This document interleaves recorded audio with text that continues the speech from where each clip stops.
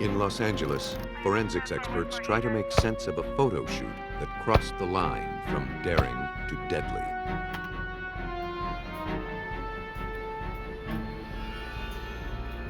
In the Pacific Northwest, law enforcement hunts a brutal predator whose lust for violence is reaching fever pitch.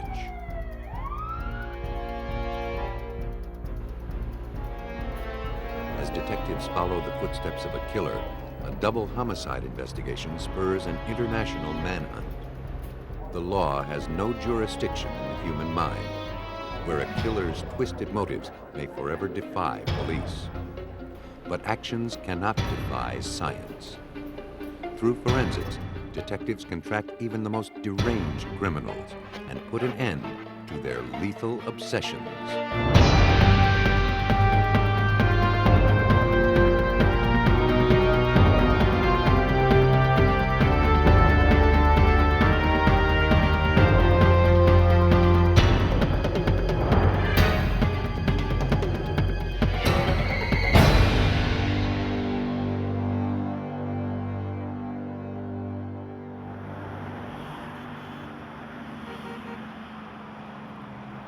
In Los Angeles, where image is everything, a pretty face and sexy body can launch a woman into the spotlight.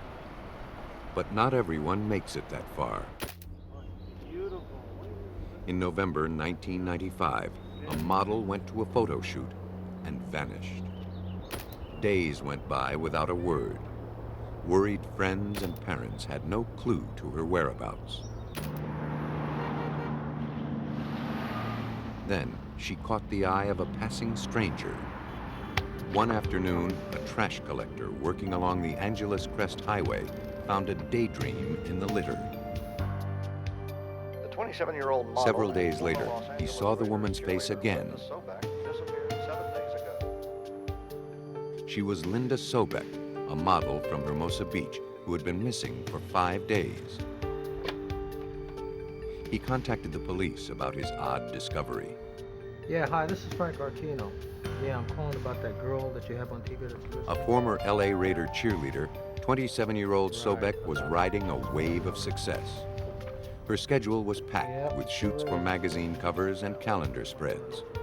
She had just landed a part on a popular sitcom. The day she disappeared, Linda told her mother that she would be at a remote photo shoot with a photographer named Chuck. Her mother didn't know who Chuck was or where they were going. Linda promised to call her after the shoot.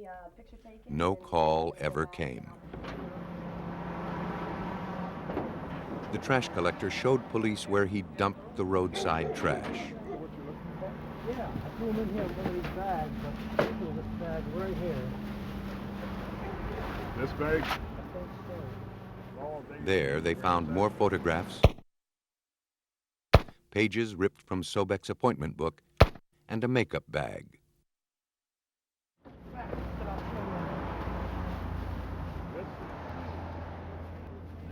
They also found a clue they hoped would lead them to the model. The receipt was for the loan of a sport utility vehicle, a prototype that hadn't been released yet. It was signed by Charles Rathbun and dated November 16th, the same day Sobek disappeared. It seemed the mysterious Chuck had been identified.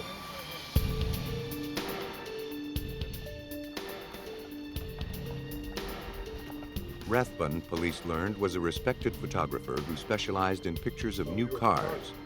He was considered one of the best in his field.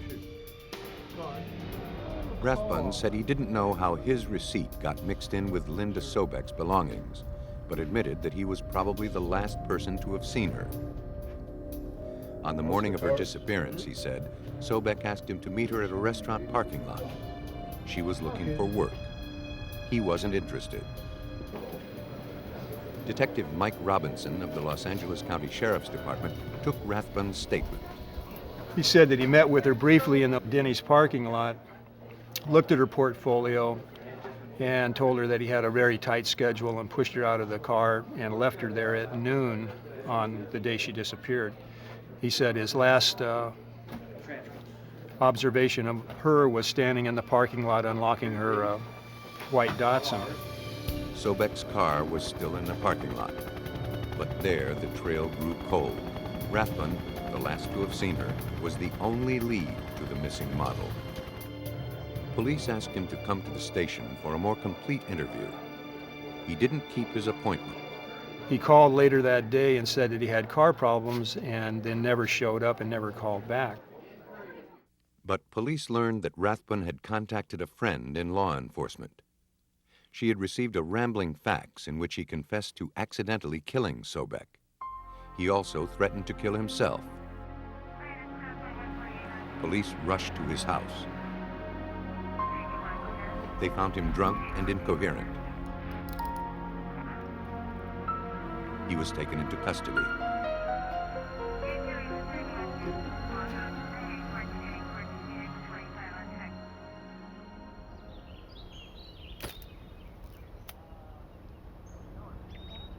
In jail, Rathbun gave police a second account of what happened. He admitted that he'd lied when he said he hadn't hired Linda Sobek. He recounted a tragic accident at a dry lake bed in the Mojave Desert. Rathbun wanted to photograph Linda taking the rugged prototype through its paces.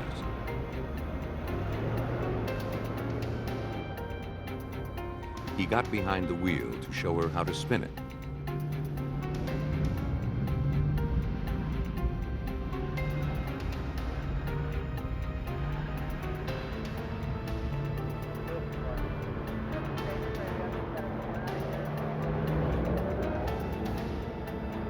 He claimed he had lost control of the 2.5-ton vehicle, and the rear end slammed into Sobek, killing her.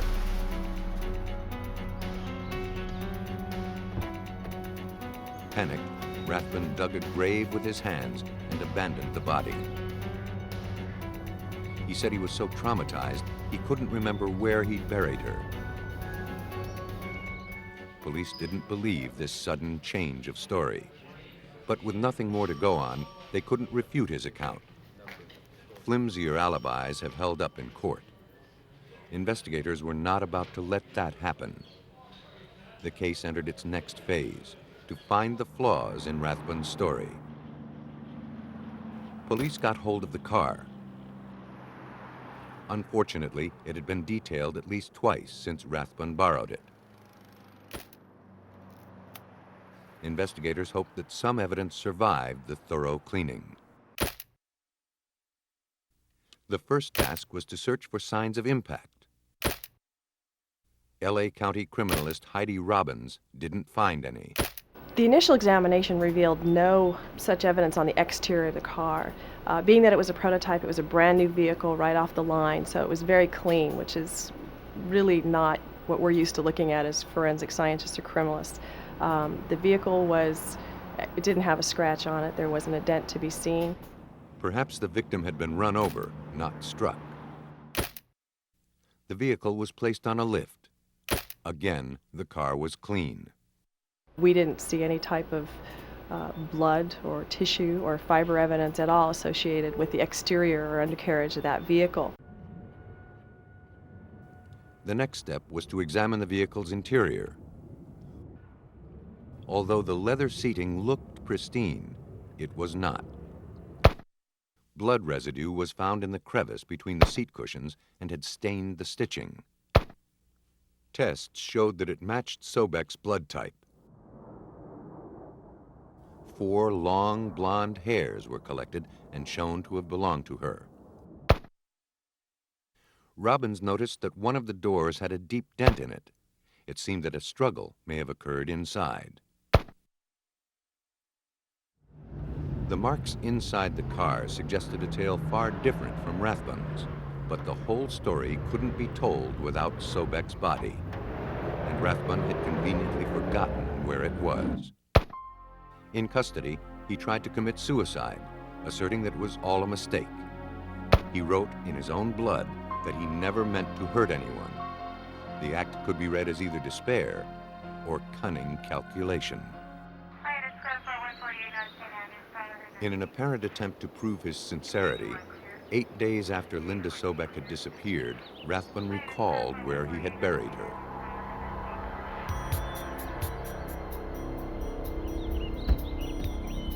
He directed the search party to a steep ravine, 6,000 feet up, 40 miles from the site of the photo shoot.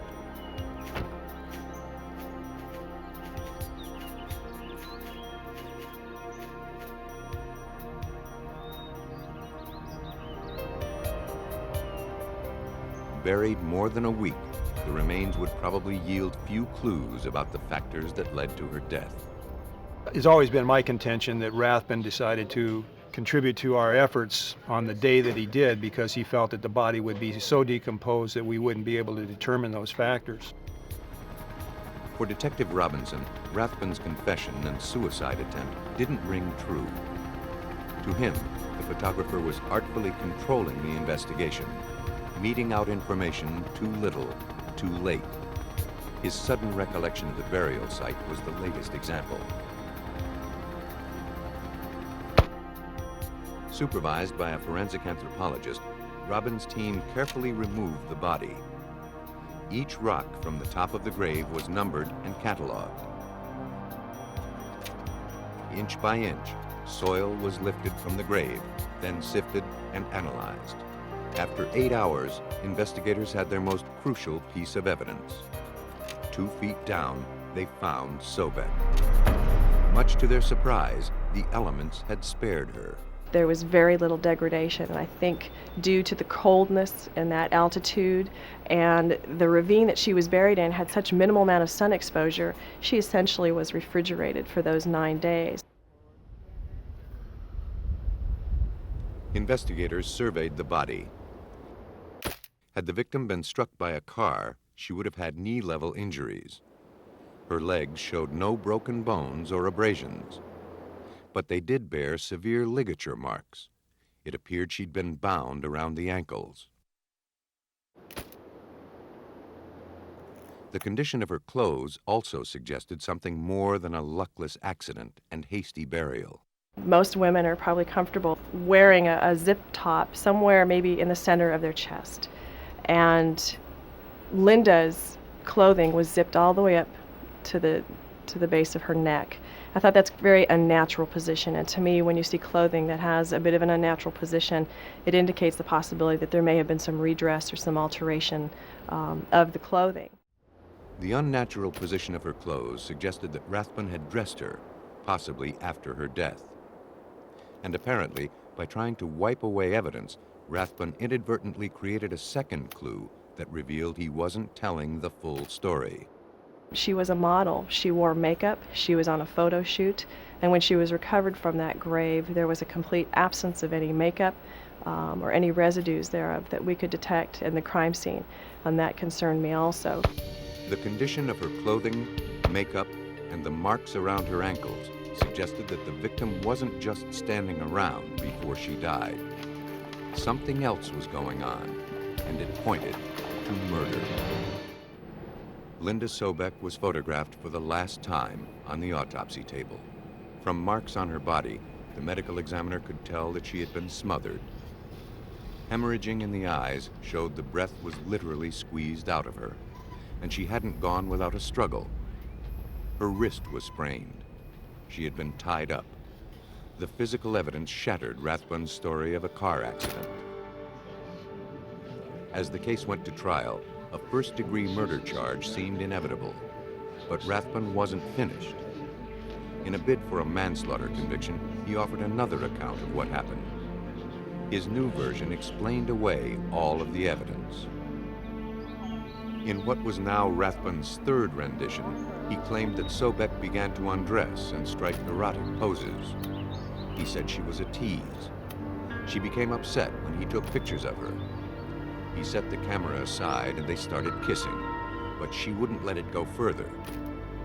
After things cooled down and she got dressed, Rathbun showed her how to make the car spin. But he was too reckless.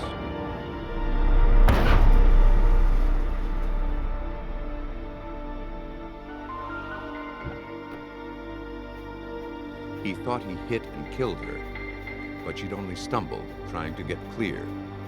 She cut her face when she fell. Rathbun told authorities he put her in the car to take her to the hospital. She became hysterical, fighting with him and threatening a lawsuit. He tried to restrain her with a bear hug, but she only grew more agitated and more violent. As a last resort, he sat on her. She finally grew quiet. Then he realized she wasn't breathing.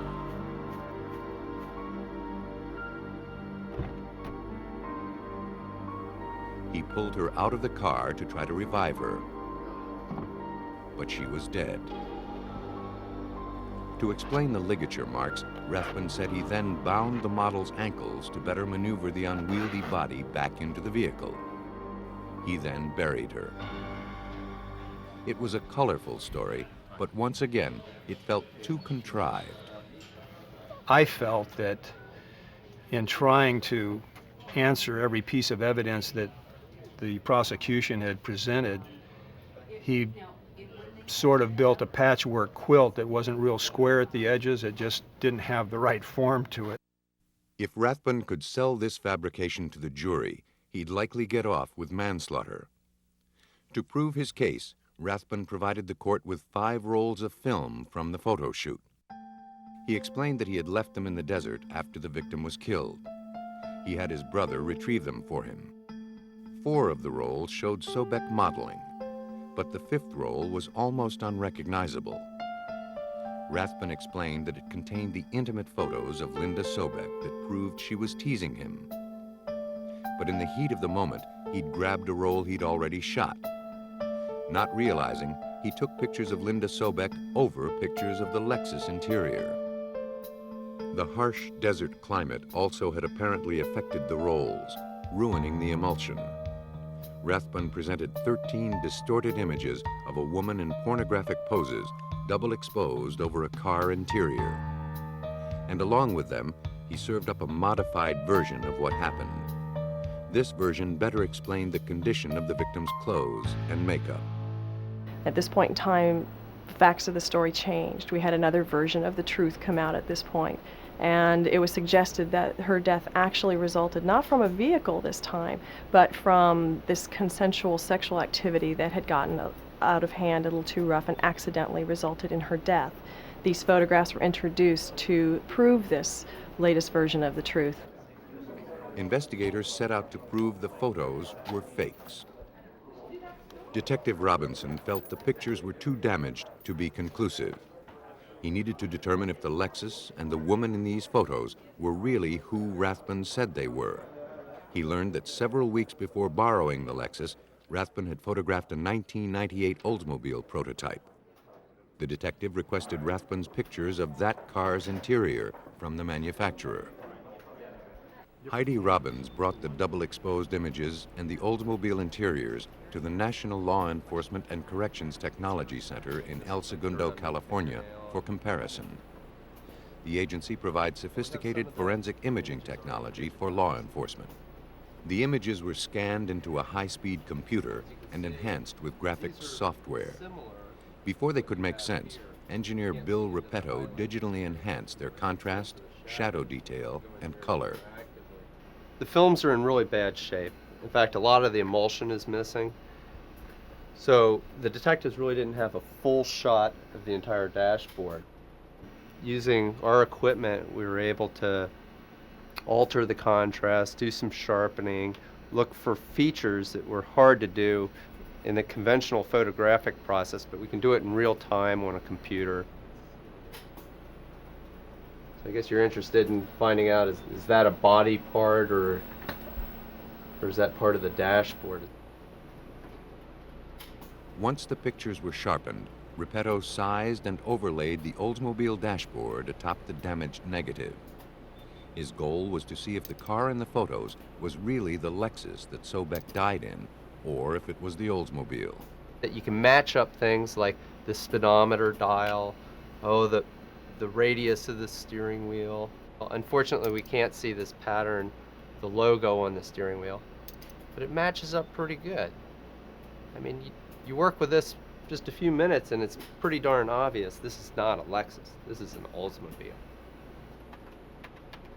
Repetto next had to eliminate Linda Sobek as the faceless model. He compared the dress Sobek wore at the photo shoot to a portion of lace shown in the double-exposed images. Because lace patterns repeat, it only takes a fragment of the material to point out a mismatch. Now in this image, you can see that there's a definite pattern here. There's a boot-shaped mark, vertical feature, and it bends over to the left, and that's repeated up here. The lace patterns were inconsistent. So were comparisons between Sobek's anatomy and the model in the photos. Rathbun's latest account was disproven. The defense, on their fourth and final version of the truth, when the defendant took the stand, had to go up and explain all the physical evidence findings and the circumstances surrounding the death. And in his testimony, he did initially state that this was the Lexus and that this was in fact Linda Sobek. And it was very powerful rebuttal testimony when the jury could see for themselves that not only was this not the Lexus, but this clearly was not Linda Sobek. Once again, the facts contradicted Rathbun's story. The jury didn't buy any of Rathbun's tales. Charles Rathbun was convicted of first-degree murder and sentenced to life in prison without possibility of parole. Almost from the start, the photographer was the focal point of the Sobek case. But when murder is more random, investigators must take a wider view. In Beaverton, Oregon, on the morning after Valentine's Day, 1981, police were called to a townhouse in a quiet neighborhood. There, they found the body of 18-year-old Julie Ann Reitz. She'd been shot in the back of the head with two .38 caliber bullets, apparently while running for her life. The medical examiner determined that she died between 3 and 4 a.m. As investigators processed the crime scene, Detective Dave Bishop gathered the first important clue. The telltale signs were that the victim knew whoever killed her. The door was unlocked, the stereo was on, there was a couple wine glasses in the sink. Police searched the townhouse for any traces the killer may have left behind. No fingerprints were lifted, but technicians did recover hair and fiber samples. Upstairs, they found signs of a struggle. The bed was just totally tore apart, sheets everywhere, and it was just, it was obvious that, there was a war up there. Stains on the sheets showed that a man with type B blood had had sexual relations with the victim. Within a week of the murder, detectives questioned over 150 of the victim's friends and acquaintances. Several mentioned an older man who had recently resurfaced from her past. He worked at a local club and dated her once or twice the year before. Reitz thought he was a little overbearing and decided they should just be friends. His name was Randall Woodfield. Randy had been an All-American athlete and was drafted by the Green Bay Packers for a brief stint in the NFL. He was an affable, fun-loving guy, but he was no Boy Scout. Police learned that he was on probation, having served 3 years for robbing joggers in Portland. Police arranged an interview with him. He vaguely remembered the victim, but said he hadn't seen her for months. Investigators found him candid and agreeable.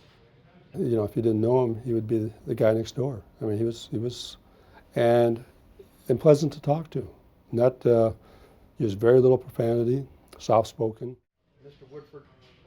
Woodfield was forthcoming about his past, but suspicions were raised when he refused to submit hair samples or take a polygraph test. 7 grueling hours of interrogation produced little information, but managed to wear him down. He finally agreed to let police search his apartment. I told the detectives the first thing that when we went into the house to grab was the sheets off his bed, and because that was going to give us the hair and blood. Investigators got the hair sample they wanted from Woodfield's sheets.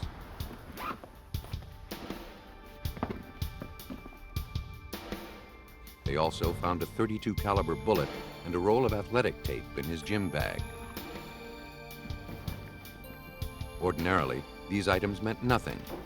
Now, police weren't so sure. Athletic tape was a crucial clue in a rash of unsolved rapes and murders that had been occurring along Interstate 5 for more than 2 months.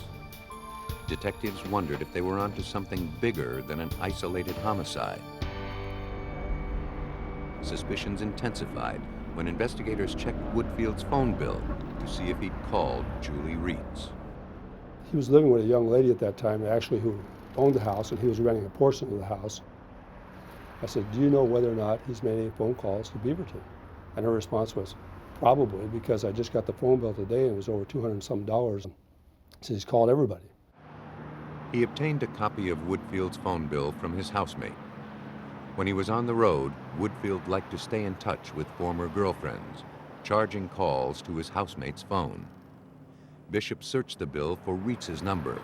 He didn't find it, but the other numbers on the bill formed a chilling pattern. But all of a sudden, as I'm going through this, it became very obvious that what I'm seeing is scary. It's the map of I-5.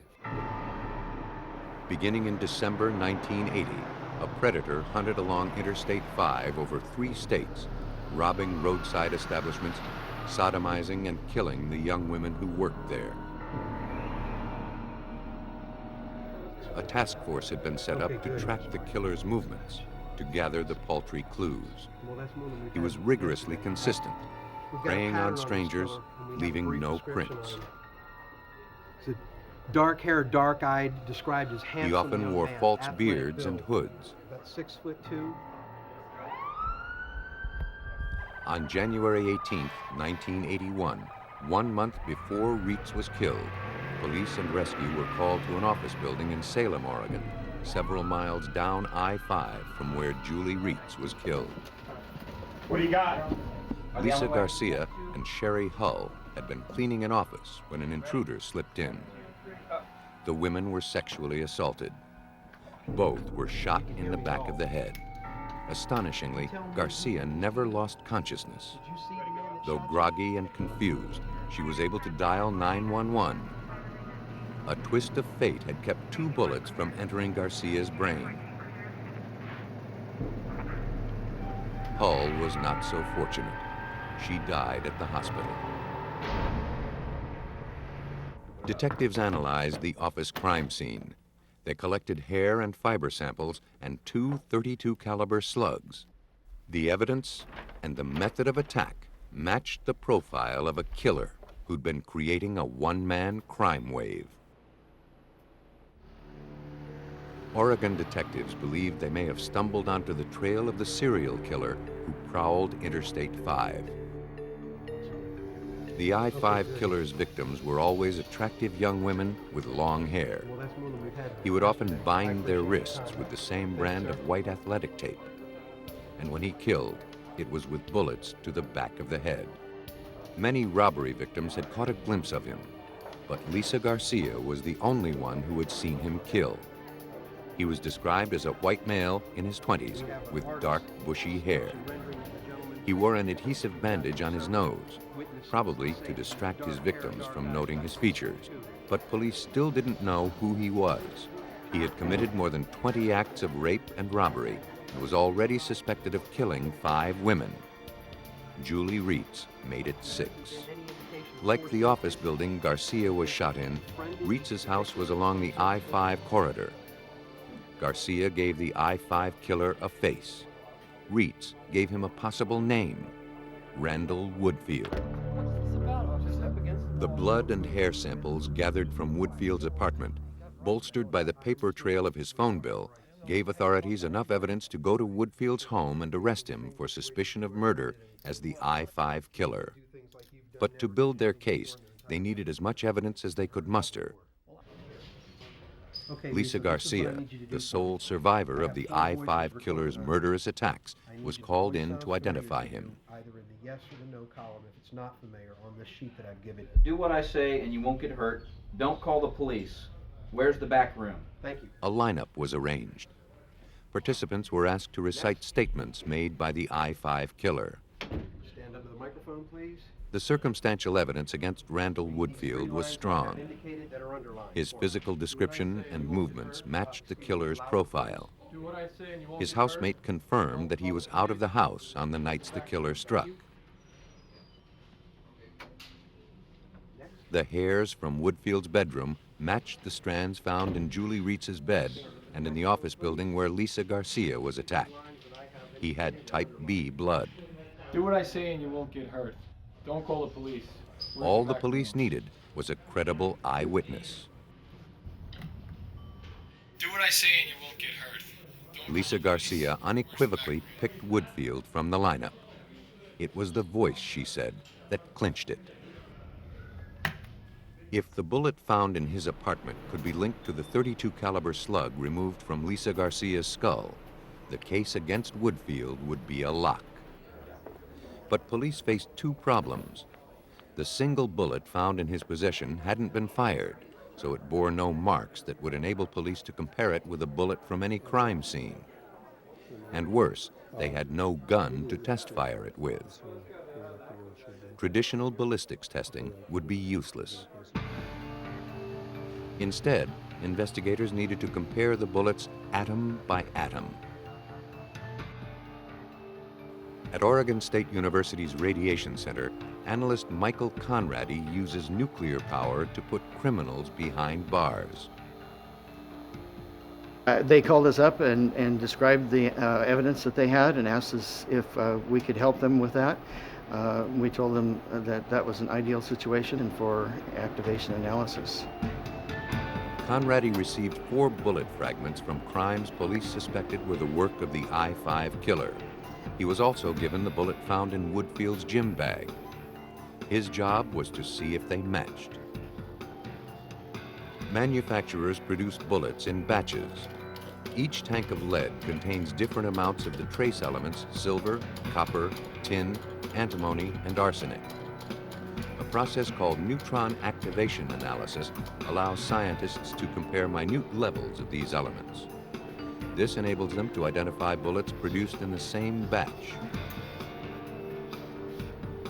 Conradi cuts a sample from the bullet, flattens it into a wafer, and cleans it in nitric acid to remove contaminants.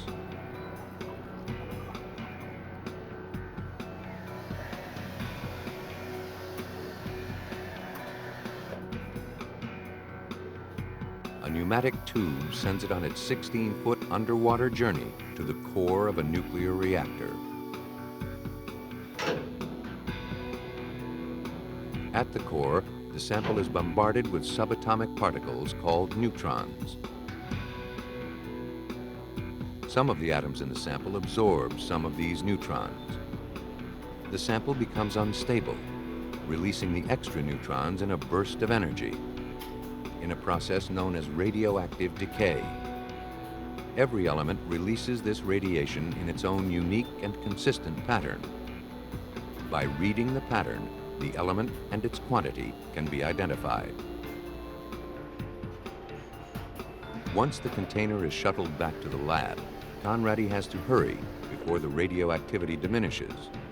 Otherwise, he'll have nothing to analyze. I have a minute to get this sample out, decapsulated, and on the detector. He places the disc on a computerized sensor. The system produces a pattern showing the relative amounts of each trace element in his sample. If the unfired shot from Randall Woodfield's apartment matched the slug removed from Garcia, the suspect wouldn't be able to dodge a conviction. Gary, you got the IR for the Woodfield The samples yielded an identical pattern. Neutron activation analysis proved that the bullet fragments from the crime scene and the bullet from Woodfield's apartment came from the same batch. The bullet from his apartment matched the one taken from Lisa Garcia. Fiber, hair, and telephone records tied him to several other crime scenes.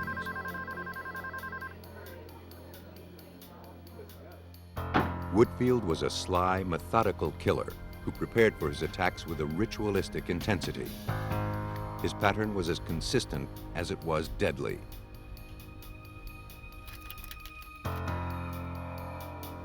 His formula for targeting random victims made him seem unstoppable.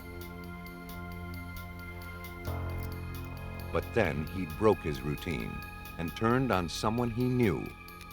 That ultimately led to his capture. Based on the evidence, investigators assembled the final hours of Julie Reed's. Mr. Woodfield would come to her house at approximately 3 in the morning, contact her. He had been drinking. Hey, Julie. Hi. How you doing? Asked if he could crash there for a while. Just thought I'd come by to see you. Yeah. She apparently agreed. They had a couple glasses of wine. She put on some coffee. It's been okay because that's really all I have. Oh yeah, that's great. Because I think that's all I have. Here, it's in here somewhere. Just give me one. At that time, he pulled the gun, took her upstairs, No, what are you doing? What is? raped her, sodomized her, and then coming down the stairs, shot her twice in the back of the head. Armed with an imposing forensics case, the prosecution was able to prove that Randall Woodfield was the I-5 killer. He was found guilty of murder, attempted murder, and 2 counts of sodomy. He is currently serving life plus 165 years in the Oregon State Penitentiary. A killer's motivations often lie beyond the scope of forensic investigators. Detectives must satisfy themselves with learning how, when, and by whom a murder was committed.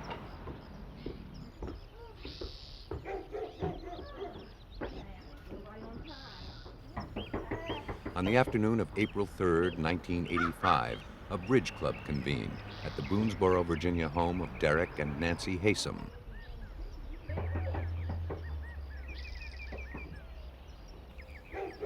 Though both their cars were in the driveway, neither 72-year-old Derek nor his wife answered the door.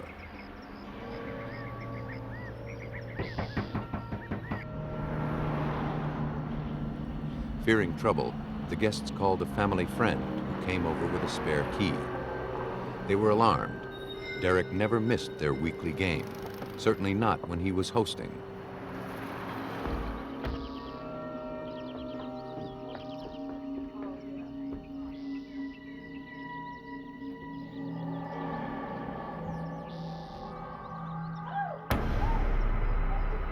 Inside, investigators from the Bedford County Sheriff's Department were faced with a gruesome scene. Anybody call a coroner yet? They determined that Derek and Nancy Haysom had been killed the previous weekend. Their throats were slashed, their bodies marred by numerous wounds. Detectives eliminated robbery as a motive for the killing. There was no forced entry, no valuables or money taken.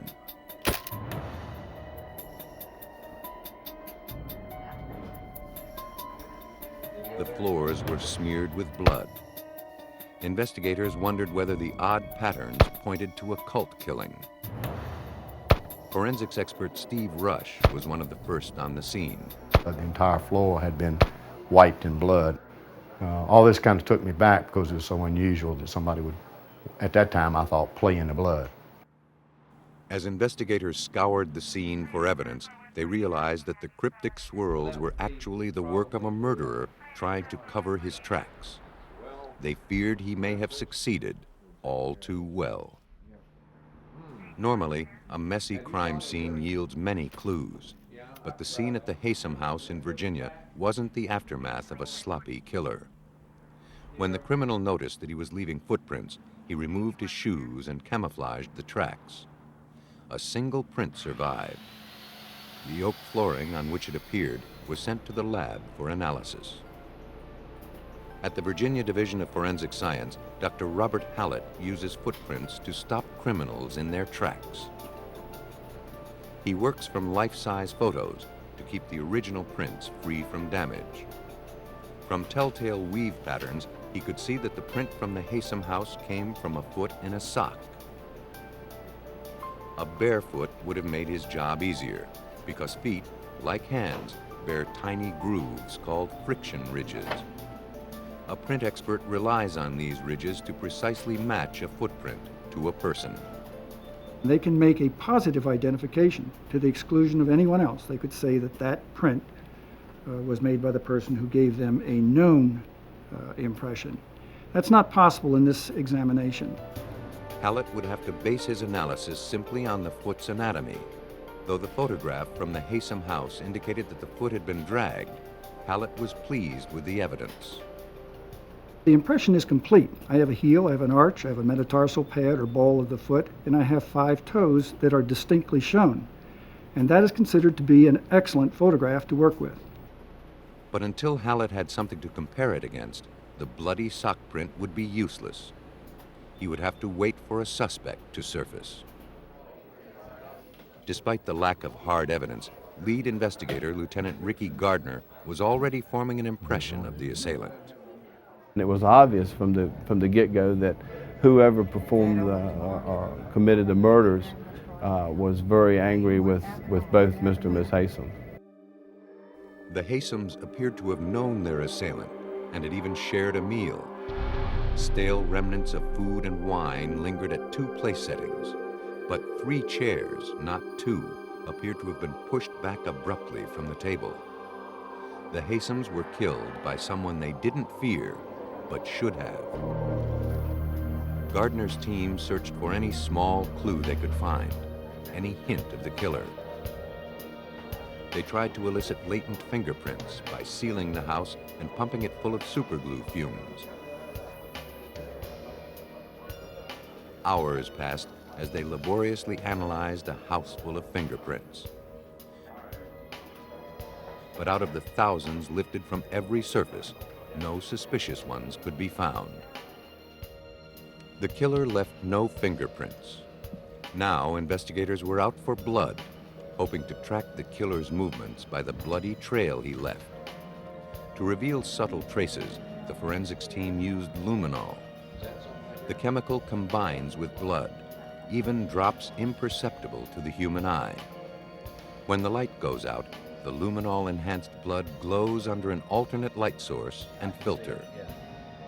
The luminol indicated to us one person coming out of the house, going down to the driveway, and appearing to get into an automobile. These were photographed and swabs were taken and were identified as blood.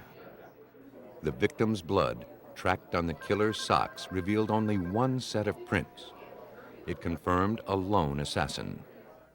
A more intense search continued inside to see what else the blood might reveal. Once again, they pored over every inch of the house, looking for telltale clues of the killer's movements. Through most of the house, the luminol told investigators nothing they didn't already know. Then, in the bathroom, the chemical revealed one single drop separated from the rest. The killer failed to completely wash it away. Detectives supposed it came from the killer's own wound. Testing showed that the droplet was type O. It could not have come from Derek, who was type A, nor Nancy, who was type AB. If the killer had bled elsewhere in the house, his blood would have been mixed with the victim's and been rendered unidentifiable. The careful killer had left a vague trail, but no hints about the motive. Investigators questioned friends and family, asking each where they'd been on the weekend of the murder and checking every story. No suspect surfaced.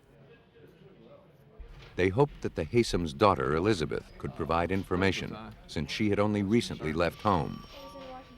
A freshman at the University of Virginia, she was an extremely bright young woman educated in Swiss and English boarding schools. She described the Haysoms as warm and loving parents. She couldn't imagine who would want them dead.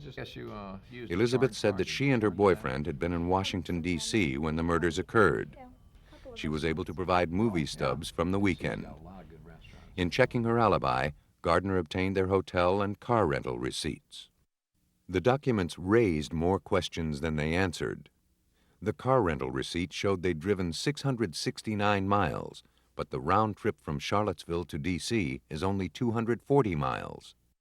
When I went to Charlottesville to talk to Elizabeth, I confronted her with the fact that we had learned of this, and she stated that they had done a lot of traveling and had gotten lost on several occasions. And I'd say, you have to get major loss to have that many miles on a car. It was inconceivable that they racked up an additional 429 miles in 2 days of city driving, unless a trip to Boonesboro was added to the equation. Gardner contacted Elizabeth's boyfriend to hear his side. You know, Jim, I would Jens really like to Soring, know a German exactly citizen where and you son of a were on the diplomat, weekend of shared Elizabeth's intellect and international background. The Jefferson scholar hardly seemed the violent type. Like Elizabeth, he said they had put the extra miles on the car when they got lost while sightseeing. Suspicions peaked when Jens refused to supply a blood sample or foot impression, claiming his involvement might endanger his father's diplomatic status. Police arranged a second interview with Jens. He never showed. Instead, Elizabeth's half-brother found a note in Elizabeth's apartment. In the note, Jens explained that he and Elizabeth, weary of the investigation, had left town. He asserted his innocence, claiming that he was not a violent person. A search was conducted. Jens and Elizabeth could not be found. Well, since you've read, you already know. They're not coming back here. Several days later, Jens's car was located 340 miles away at Newark Airport. Detectives believed that the couple had fled to Europe. With their international backgrounds, Elizabeth and Jens would have no trouble covering their tracks abroad. Interpol was notified, but had no recourse. No charges had been filed, no evidence against them had been gathered. The investigation came to a screeching halt. All police could hope for was that one day soon, the couple would slip up and resurface.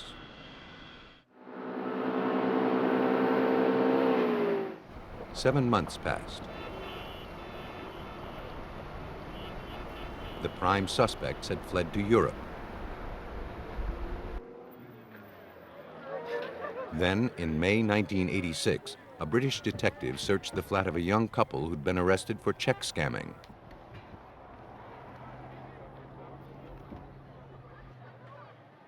Browsing through a box of their love letters, he realized that they were guilty of more than fraud. The lovers had planned a murder. The letters and diary told a far different story than either Jens or Elizabeth had shared with police back in Virginia. Elizabeth had loathed her parents and their smothering involvement in her life.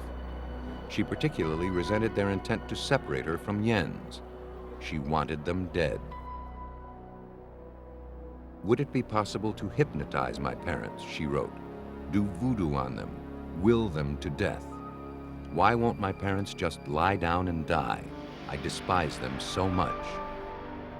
Jens wrote that he was willing to help concoct a scheme to pull it off.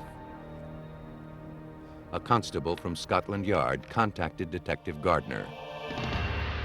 And he says, I understand you may be interested in Jens Soring or Elizabeth Haysom. And I'm going, yeah? All the time, you know, I'm sliding up in a chair a little bit more. And he says, were her parents murdered?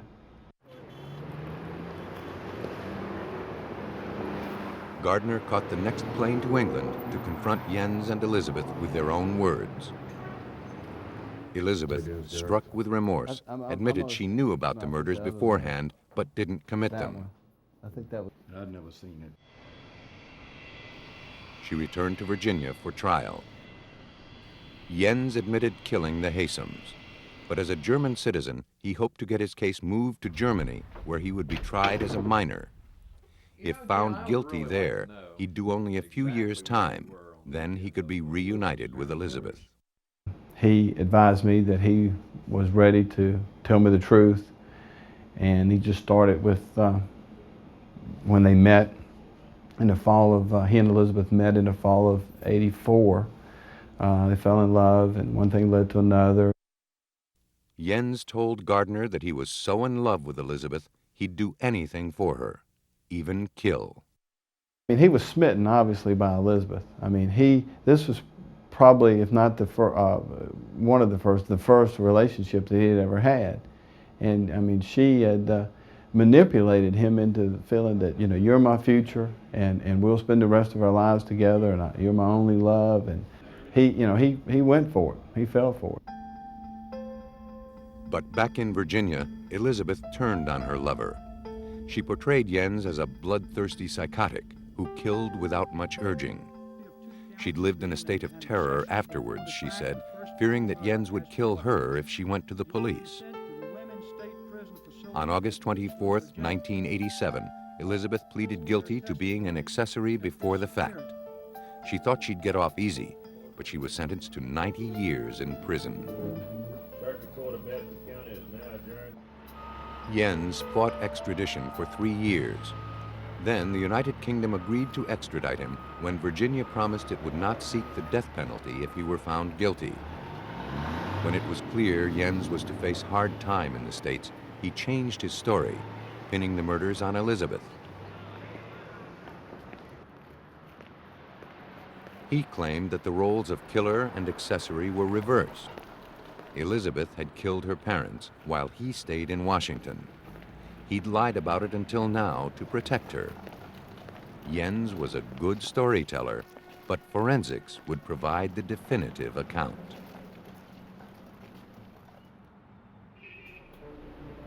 The next step in the Haysom murder investigation took place in the lab, where Elizabeth Haysom and Jens Soring made footprints. And now I want you to walk through, be sure all parts are touching.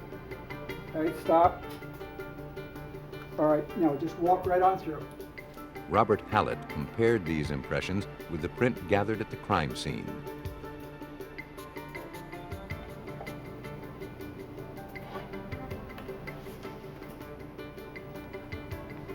Transparencies were made of the prints. Hallett drew parallel lines through each image to compare them. A distinguishing feature appeared on the photograph of the bloody print. The ball of the killer's foot formed a plateau between the second and third toes. Following the line, Hallett found a striking similarity with Soring's footprint. It exactly touched those same two positions on the impression of Jens Soring. However, when that parallel line, keeping it equidistant all the way across, came to this position for Elizabeth Haysom, the pad, metatarsal pad, was significantly below, quite a bit below. Elizabeth's print didn't have this feature and was eliminated. Hallett tested Jens's print further. This is the impression that we're trying to determine as to who made. And I've placed an overlay over it, the right foot of Jens Soring, placement of the toes, metatarsal pad, the ball of the foot, the arch, and the heel, all exactly match. There were no differences. In Hallett's opinion, Jens Soring had left the print. The foot that made that impression was either that foot by Jens Soring or someone that had a foot exactly like his, and I've never seen such a condition to exist. Next, a sample of Soring's blood was tested against the single droplet found on the floor of the Haysom's bathroom. They matched. Both were type O. Soring couldn't get around the evidence in the case.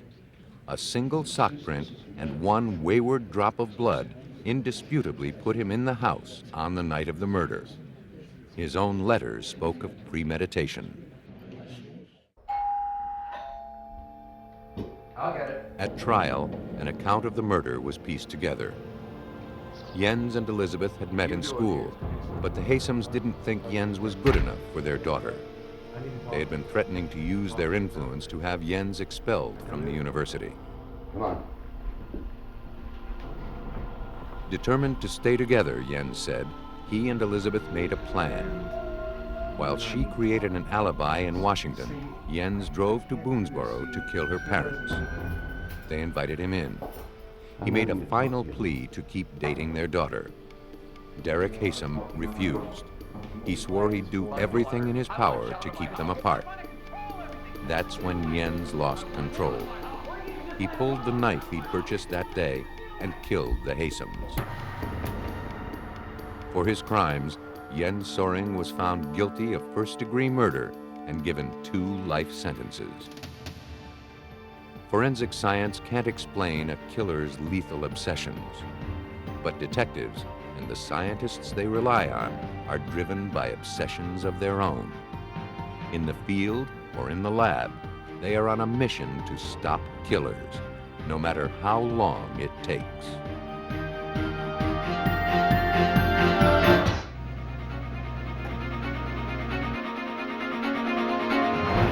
Police find a frozen body in the Arizona desert. The chilling discovery sends investigators searching for more victims. A small town, a brutal murder, and a killer who could be anywhere. When all leads are exhausted, the investigation focuses on a blurry surveillance photo. When a young mother disappears, detectives are left with few clues. But slowly, the evidence begins to point to a dangerous and twisted predator. A lack of clues may cool down a hot investigation, but there's no statute of limitations on murder. Months or even years may pass before forensics can spark a fire under these cold cases.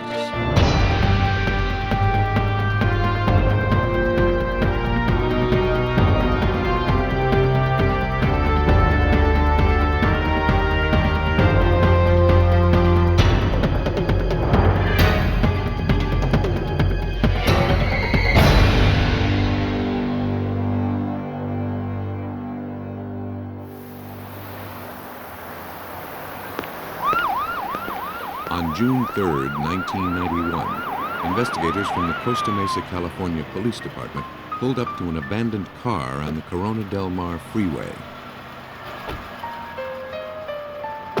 They were responding to a call regarding a missing person, Denise Huber, age 23.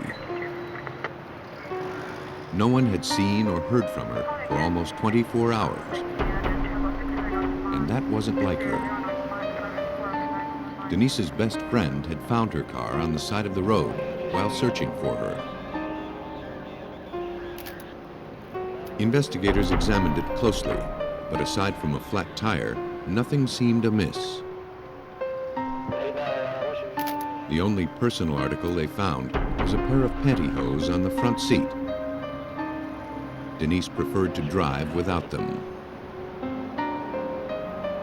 Though nothing in the car tipped investigators about what had happened, Detective Ron Smith concluded that Denise ran into trouble soon after she had pulled off the road.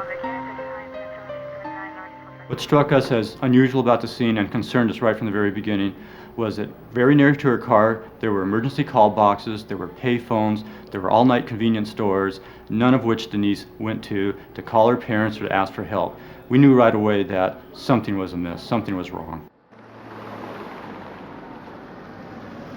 The last person who saw Denise was her date from the night before.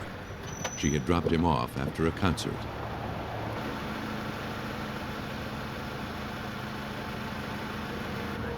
Denise never made it home. Bright, popular, just graduated from college, she wasn't the type to worry her parents by going off without a call or note. Her family and friends started to look for her the next morning. After recovering her car, the Costa Mesa police launched a massive search for Denise Huber. They notified law enforcement agencies across the country. They followed up every clue, every lead. Denise's friends and family put up posters and appeared on news programs begging for information. As the months and years passed, the tips dried up. But police kept Denise's case open and as active as they could. Every day we would do something with the Denise Huber case. We would review old leads, we'd go over old reports again. We'd look one more time at the photographs. We never gave up, even though we never really had anything good to work with. After 3 years, no one could tell her grieving family and friends what had happened to her. Denise Huber had simply vanished.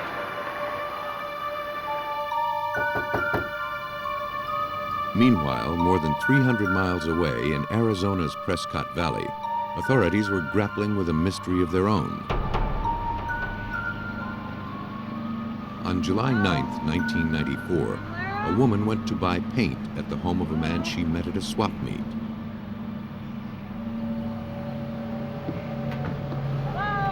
While she waited for him, she noticed a padlocked rental truck and the paint and chemical cans cluttering his yard. She thought they looked out of place for such a respectable neighborhood and wondered if any laws were being broken. Suspicious, she called a friend who worked for the police. Her friend thought it sounded like a clandestine drug lab, which police find in the most unlikely spots. He sent investigators from the Yavapai County Sheriff's Department to check it out. The rental truck with the California tags looked like it hadn't been moved in months.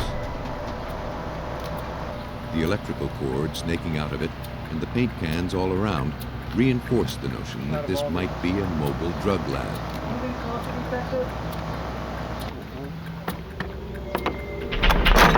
A check of the tag showed the truck had been stolen. Armed with a warrant, police cautiously opened the cargo door. Inside was a freezer. Ready, guys? We're opening up. Not knowing what it might contain, they suited up in protective gear. Plastic bags obscured the contents, but at the bottom of the freezer lay a pool of frozen blood. Carefully moving the bags aside, the officers expected to find nothing more than a deer. Instead, Lieutenant Scott Masher uncovered a horrific mystery. Initially, when we opened the black bags and could tell that we had a human, a frozen body with handcuffs behind the back, ice crystals. It was grim. The homeowner still hadn't returned, so police ran the license plates on the white pickup, also parked in the driveway. The owner was identified as John Joseph Famolaro. Within an hour, Famolaro and his mother pulled up to the house. Sheriff's deputies took Famolaro into custody, charging him with stealing the rental truck. They were anxious to find out more about the body in the freezer.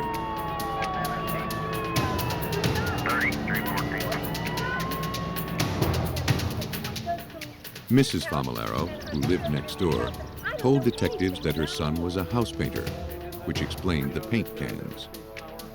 She said the truck had been parked there about 2 months.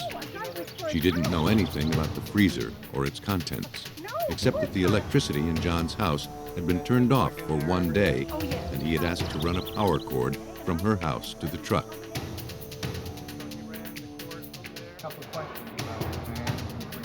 At the police station, Famolaro was polite but uncooperative. He refused to answer any questions and asked to see his lawyer. Without any assistance from their suspect, investigators would have to rely on physical evidence at the scene to identify the body in the freezer and to find out how it got there. They charged Famolaro with homicide. The next day, warrant in hand, investigators entered Famolaro's house, hoping to find information about the victim in the freezer. In its frozen condition, they couldn't even discern the victim's gender. Look through these things on the chair. Famolaro's house was crammed with his belongings. This was the home of a man who never threw anything away.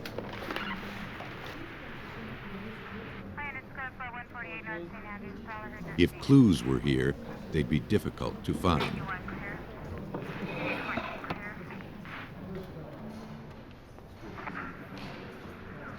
After more than 2 weeks of searching, investigators found several promising clues. The first was a set of handcuff keys that matched the cuffs on the victim. Tag it and tag it. Okay. The next clue took investigators by surprise. 2 complete Los Angeles County Sheriff's Department uniforms.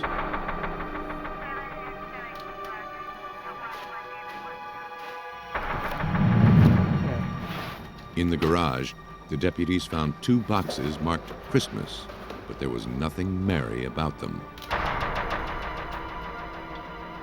Inside, officers found blood-stained women's clothing and a bloody hammer and nail puller.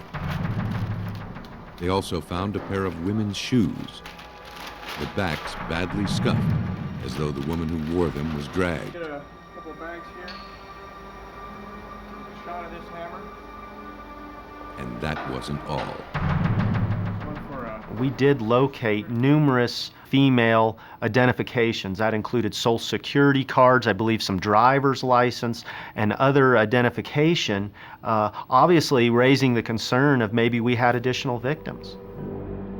Yavapai County Police had to face the very real possibility that John Famolero was a serial killer.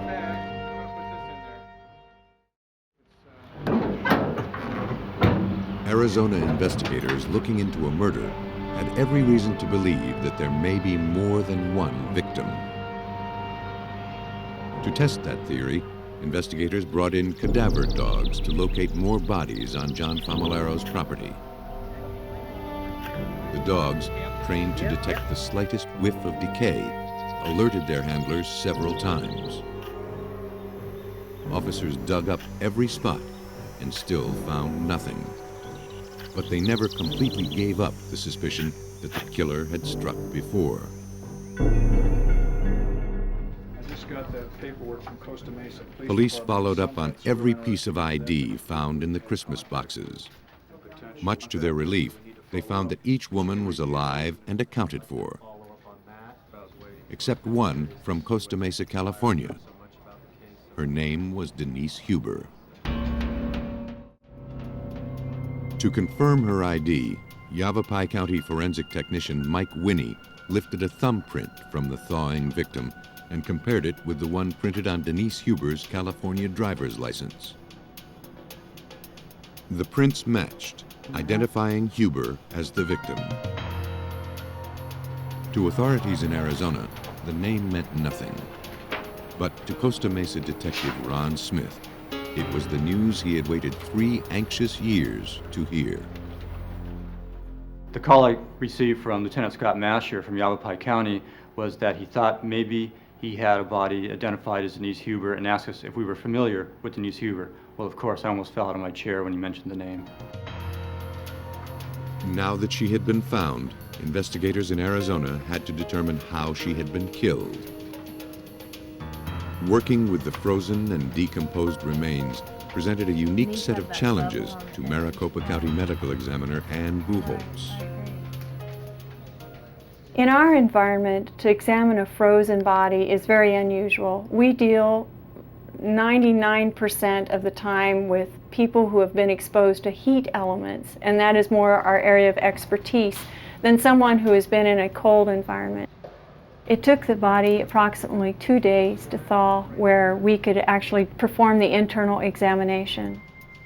On Friday, July 16, 1994, Yavapai detective Scott Masher and Costa Mesa detective Ron Smith, along with other officers, gathered in the medical examiner's lab to observe the autopsy. The cause of death was determined to be blunt force trauma to the skull, resulting in multiple fractures. To identify the murder weapon, investigators needed to evaluate the entire skull to see where and how the blows had been struck. They called in forensic anthropologist Laura Fulginitti. How many days are we looking at here? Reconstructing a person's skull is very similar to doing a jigsaw puzzle. Essentially, you have about 50 pieces and you need to put them back into what you know to be the right composition. It took Fulginitti 2 days to reconstruct the skull. never losing sight of the fact that this victim was once a person. And I remember standing in this very room thinking to myself, how did you come to be in my sphere? This is not right. It's not natural for you to be here. She determined that the victim had sustained more than 35 blows to the head. The wounds were consistent with the hammer and nail puller pulled from the box in Famillaro's garage. To be certain, the lab ran tests. Technicians were able to establish a DNA profile from the blood residue on the nail puller. It matched the DNA profile taken of the victim's own blood. The match confirmed that they had found the murder weapon. To build their case, investigators had to retrace the events that led from the victim's abandoned car on a California freeway to John Famillaro's freezer in Arizona. Covered initially as far as the search warrants at this point. It was very important for both agencies, the Yavapai County Sheriff's Office and the Costa Mesa Police Department, to work together and piece the evidence from California and Arizona to one case, one solid case, in order to successfully prosecute this. The Costa Mesa Police Department gathered information on Famillaro's activities during the time he lived in California.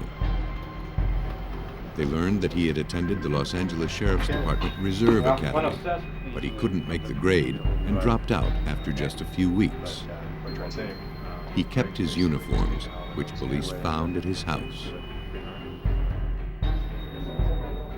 Further investigation led detectives to a warehouse in Laguna Hills, 12 miles from where Denise Huber's empty car was found.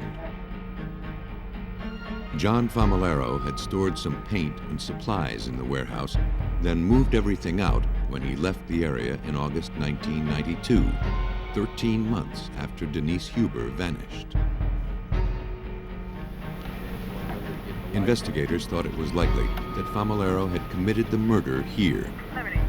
They hoped to recover forensic evidence that would tie the killer to the crime and determine where the killer's trial would take place.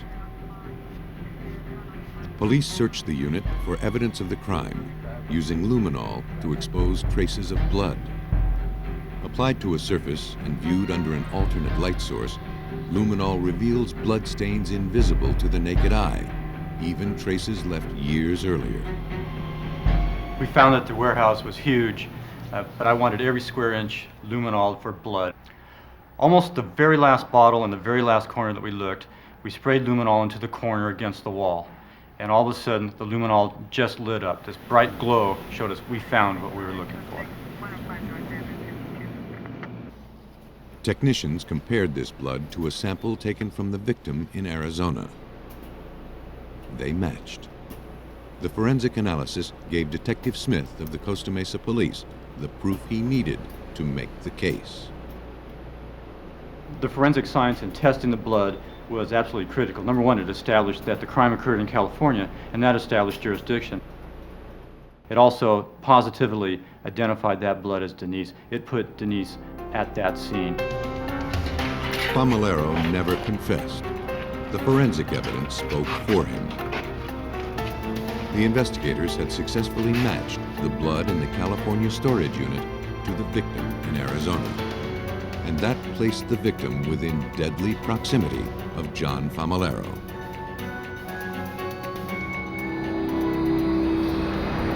Authorities believe that Huber pulled off the road with a flat tire.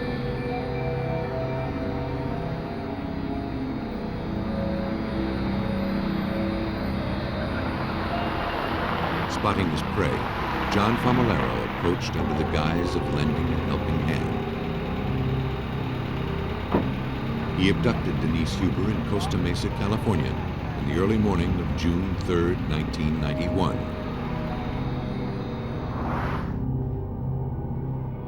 Famillaro murdered her sometime later, hid her body in a freezer, trucked it to Arizona, and kept it until police discovered his crime 3 years later.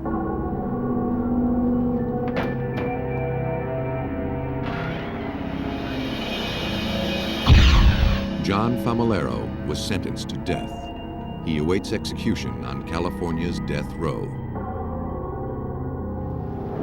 Famularo hid his crime by keeping the body close to him. Other killers are not so conniving, but they can be equally elusive.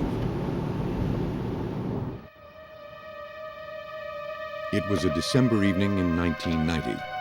Peggy Phillips wondered why her husband Dean was taking so long to lock up the laundrette they owned in Ozona, Texas. It was just next door, but he'd been gone 20 minutes.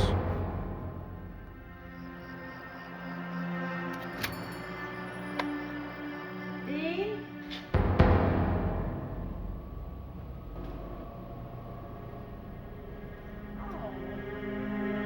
She found him lying on the floor, bleeding and barely conscious.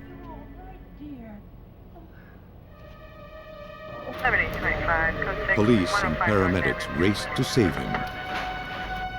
Peggy thought that Dean must have fallen and hit his head. But the paramedics could see that this was no accident. Dean Phillips had been beaten nearly to death. Peggy watched as the paramedics loaded her husband into the ambulance. It was the last time she saw him alive. Dean Phillips died early the next morning, December 26th. The cause of death? Blunt force trauma to the head.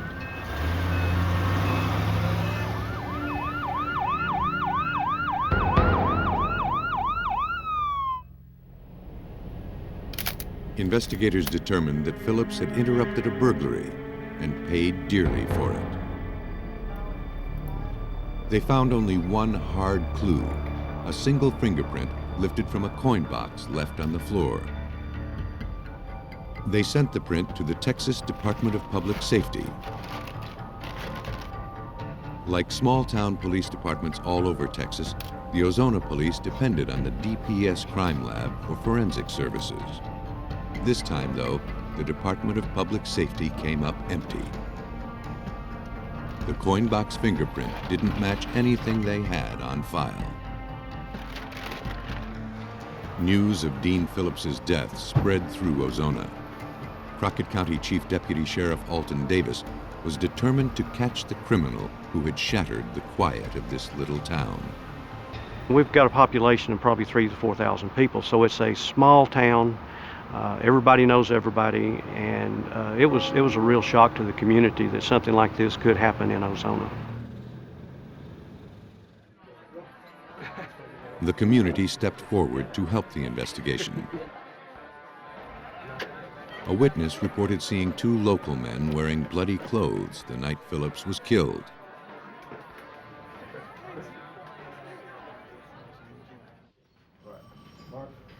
A warrant was obtained, and their bloody clothes were confiscated before they had time to launder them. Brought in for questioning, the men claimed they were hunters and that the blood was from a deer they had poached. Last night we had a very serious Investigators were skeptical until they got confirmation from the DPS crime Okay, lab. let's get to the question. What time did you The get blood the call? was indeed from a deer, 10:30. and the men's fingerprints didn't match the one lifted from the coin box at Phillips's laundry.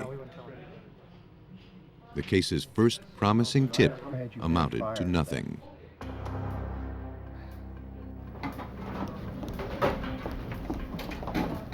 A clerk at a convenience store right off the interstate gave investigators their next lead. You got a couple minutes I can talk to you? Yes.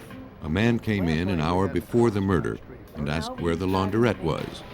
And we're just checking the neighborhood. She described him as stocky, with dirty blonde hair and a t-shirt with radio call letters. Oh, yeah?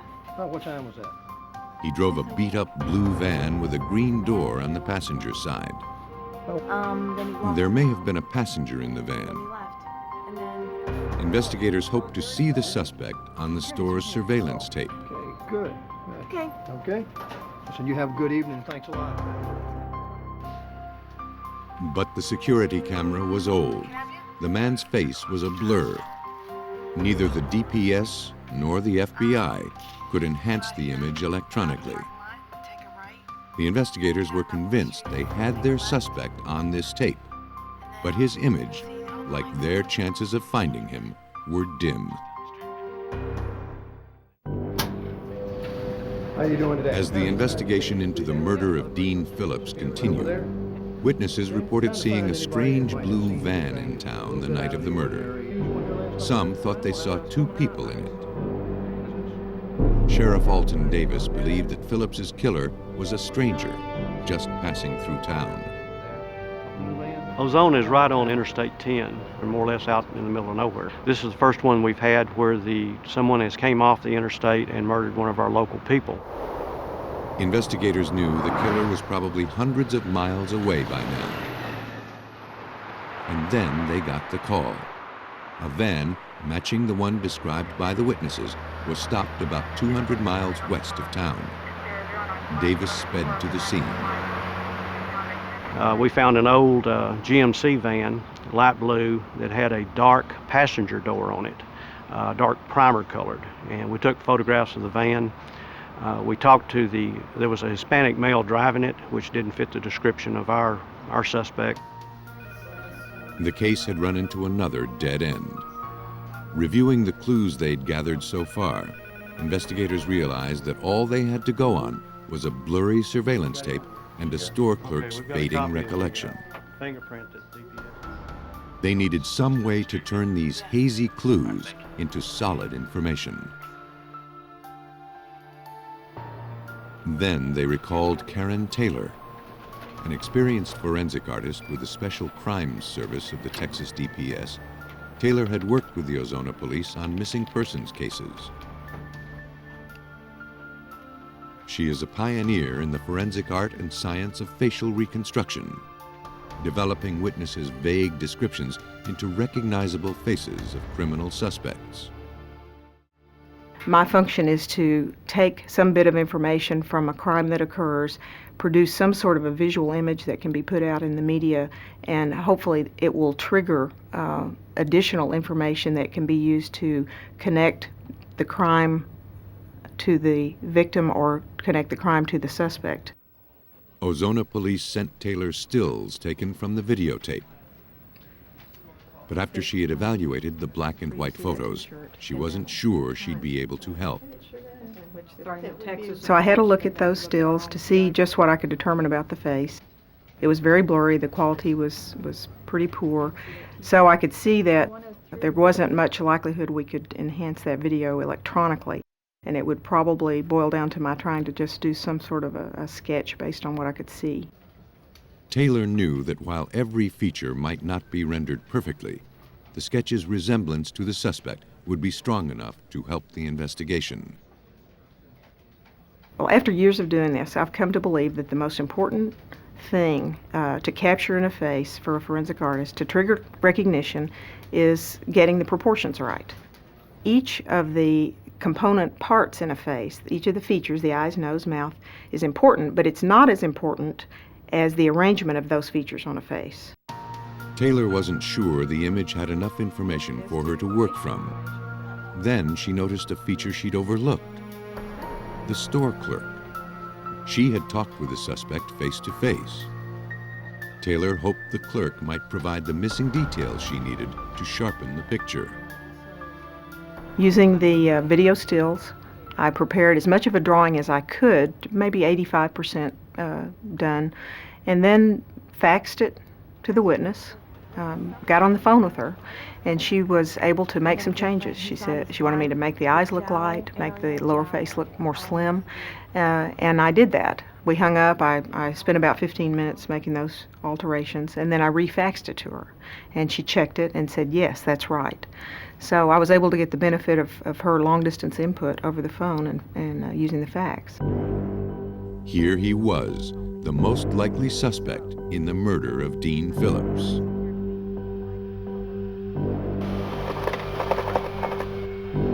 The Crockett County Sheriff's Office prepared a crime bulletin. Karen Taylor's drawing of the suspect's face was circulated across the country and to every radio station where someone might recognize the call letters on the suspect's shirt. Taylor's drawing represented the investigation's last hope. But when all the publicity brought no response, the Dean Phillips murder case came to a dead halt. The beating death of Dean Phillips looked like it was destined to go unsolved. Sheriff Alton Davis and his team had exhausted their last leads. Eventually, we'd ruled everybody out we were getting, and the leads stopped coming in, and we didn't have anything to work on, and it just more or less went cold, and we just had to sit until we got some other type of leads. 5 years came and went without another clue or lead. But Peggy Phillips was determined to bring her husband's murderer to justice. She contacted a television crime show and asked if they'd run her story. In August 1996, just over 5.5 years after Phillips was killed, the TV show aired the story of his murder and featured Karen Taylor's drawing. That's what got the phones ringing. From around the country, viewers called in leads. Texas Ranger Jerry Byrne fielded the calls and directed the investigation. One tip led him to Paul Wesley Taylor, a convict at Utah's minimum security prison in Draper. Ranger Byrne contacted Draper Prison and asked for Taylor's records and a photograph. When he saw it, Byrne felt that at last they had tracked down their suspect. The photograph of Paul Wesley Taylor was nearly identical to a composite drawing that a DPS artist had conducted back in 1991. Initially, I felt like it was too good to be true. Byrne sent Taylor's records and fingerprint card to the DPS. They matched Taylor's right ring finger with the coin box fingerprint. After years without progress, this was a giant step forward. Investigators went back to the original set of clues, looking for more connections to the suspect. They found out that Taylor's brother worked at a radio station with the call letters seen on Taylor's shirt. They were now certain Paul Wesley Taylor was involved with the murder of Dean Phillips. But they wanted to know about the van's passenger, a witness, or possibly an accomplice to Phillips's murder. Taylor's arrest record showed that his girlfriend had been with him at the time of his arrest in Georgia. Georgia authorities located the woman. Her answers filled the remaining gaps in the case against Taylor. She told Ranger Byrne that they had traveled through Texas during December 1990 and that Taylor had pulled up outside of a laundrette and gone in. She saw him fighting, and he returned to the van with blood on his shirt. And she certainly didn't know that anyone had been killed. He never said that he killed him? She led investigators to a field where Taylor had ditched his bloody clothes, along with a stolen coin box. They now had a credible witness who placed Taylor in the laundrette at the time of the murder. Utah extradited Paul Wesley Taylor back to Texas. On September 15, 1998, nearly 8 years after the killing, he pled guilty to the capital murder of Dean Phillips. On the 21st, he was sentenced to life in prison. Forensic artist Karen Taylor had turned a single blurry photograph into an image that helped unmask and apprehend a bald-faced killer. When that photograph and drawing were presented, they knew that it was Paul Wesley Taylor. That photograph and that composite drawing is what broke this case open. Investigators speculate that Paul Wesley Taylor got off the interstate in Ozona to get some food and gas. Short of money, Taylor got the idea to knock over the laundrette after closing time.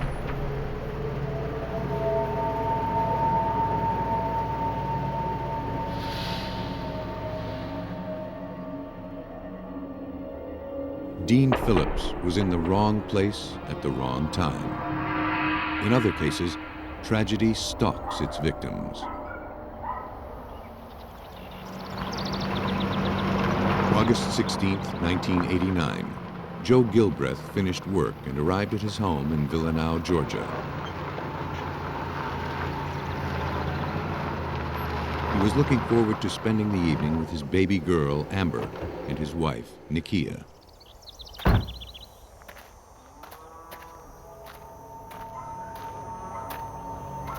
He noticed that his wife's car was gone. This was odd. Nikia was usually home fixing supper at this hour. When he went inside, he started to worry. Nikia would never let Amber sit in her pajamas all day, and there was no way she'd ever leave the baby in the house by herself. The doors were unlocked and didn't look like they had been tampered with.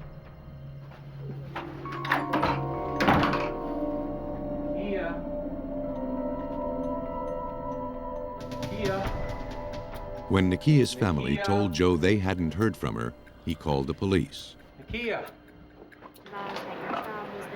The Walker County Sheriff's Department sent officers to investigate. Check the residence and you don't see her, and you're not with her. Joe and his mother-in-law reported 3 missing items: a blue telephone cord that had been ripped from the wall, a bedspread that had a sheet stitched to one side, and all of Nikia's underwear. Based on what he found in the house, Detective Pat Bedford believed that Nikia Gilbreth's disappearance was more sinister than the simple missing persons case he was originally sent to investigate. My first impressions are, she was taken out of here bound. Somebody forcibly was taking her from this residence. When you tie that into the fact that it was realized that a whole drawer full of her undergarments and lingerie was missing, it makes you think that we're dealing with a serious crime here. Checked around, see if there's anything missing by chance. Took a shower. Joe Gilbreth told the police that the day had started like any other. I checked all the house and I could. The alarm went off at 5:30. Joe got up and got ready for work. Nikia went back to bed. And by 6 a.m., the house was quiet. Joe and the baby were the last to have seen Nikia. A squad car was stationed at the house in case she might return, but Nikia never came home.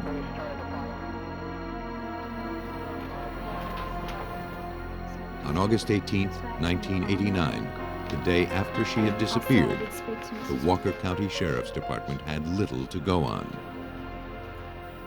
We got a tragedy here. We got a problem. At first, no good leads to follow up on. Her car had not been located. She had not been located.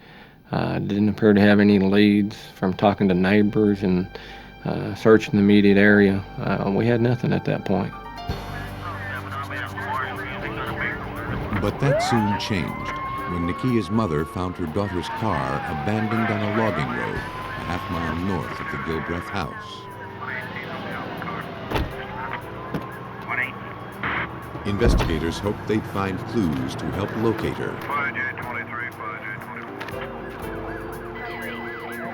Technicians raised fingerprints all over the car, but they belonged to members of the Gilbreth family. Officers found indications of a second car parked next to Nikia's. It was an ominous sign, but the tire impression wasn't distinct enough to photograph or print. Nikia's mother noted that the baby quilt Nikia always kept in the back seat was missing, and that was it. Nothing at the scene offered a clue of what had happened to Nikia or where she might be now. Still, her family held out hope that she'd come back to them unharmed. Though investigators believed she was a victim of foul play, they had no evidence and no suspects. Joe had passed a polygraph indicating that he wasn't involved. All they had were a few missing items and an abandoned car, but still no sign of Nikia.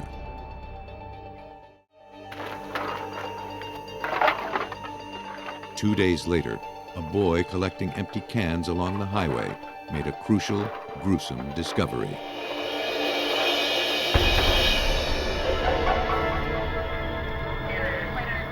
The body was too decomposed for a positive visual ID, though it was a white female about Nikia's size, with the clothes and jewelry Joe had described. Dental records confirmed everyone's worst fears. The autopsy determined that Nikia had died from asphyxiation. The examination also revealed marks around her wrists and ankles, marks that could have been made with telephone cord. But there was no other significant forensic evidence. No hairs or fibers, no fingerprints on the body. Nothing that might dictate the investigation's next step. Investigators considered a number of suspects, but none of them panned out. Leads dried up. The case went cold. Unfortunately, we were going nowhere in the case. We had no good leads, no good suspects. Any tips that we got, we did everything from roadblocks, car to car, house to house, door to door searches, searched the area thoroughly. We weren't able to really locate anything that was helping us. Several months went by and we really weren't making any progress in solving this case. You cannot let something like this go on.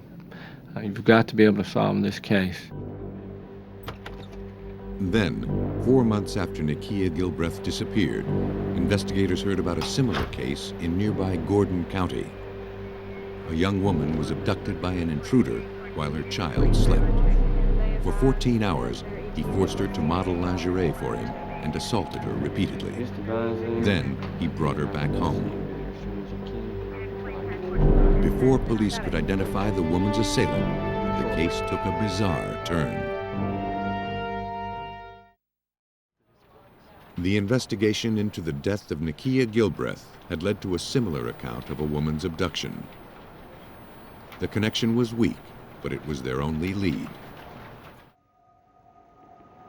2 days after the assault, the woman's father reported to police that he saw a strange man drop off a Christmas tree at her house.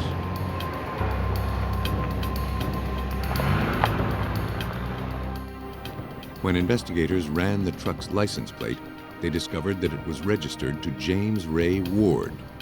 He worked for a nearby well drilling company. The woman picked out Ward's picture from a photo lineup. She recalled that during the day she was being held, she told her assailant that she hadn't had a chance to get her child a Christmas tree. Officers took Ward into custody a short time later. Ward pled guilty to rape and was just starting a 20-year prison term. In their check into his whereabouts prior to his arrest, police learned that Ward had drilled a well at the Gilbreths a year earlier. Then he returned to check on it in July 1989, just a month before Nikia was killed. Ward's employer said that drillers were never sent back to check on wells.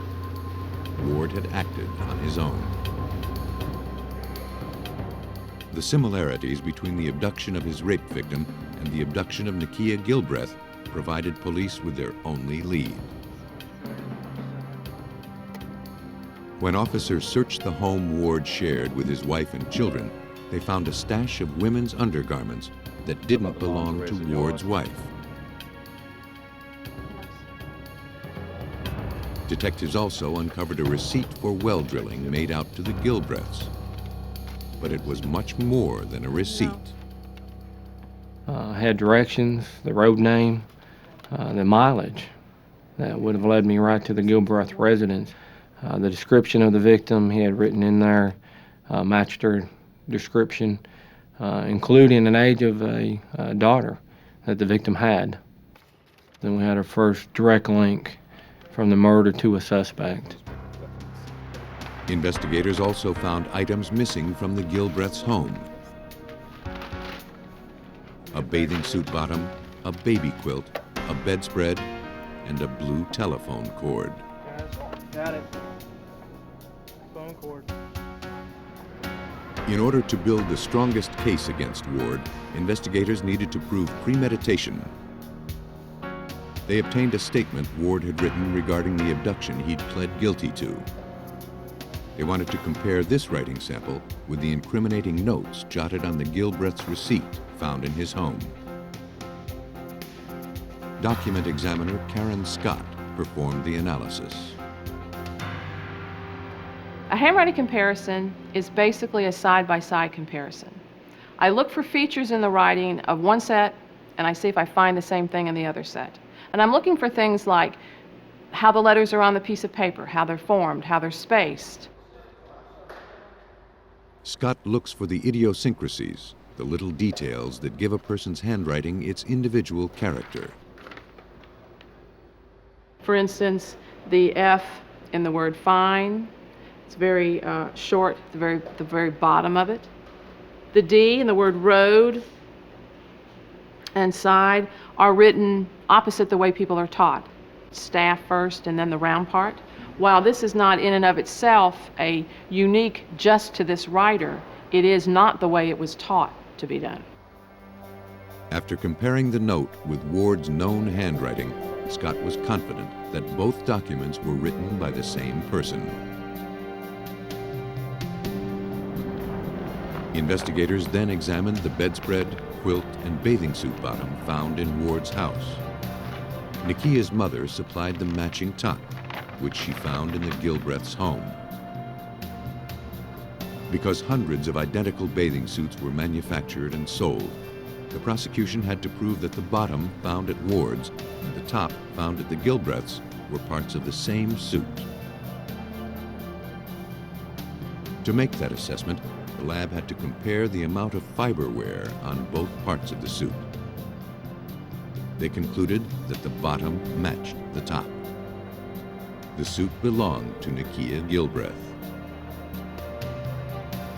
The investigation turned to the other two items, the bedspread and the baby quilt. Before she even put them under a microscope, trace evidence technician Terry Santamaria recognized their significance. I knew that these types of bedspreads did not come commercially from the manufacturer with a sheet sewn to it, so I knew that the item had been altered by somebody.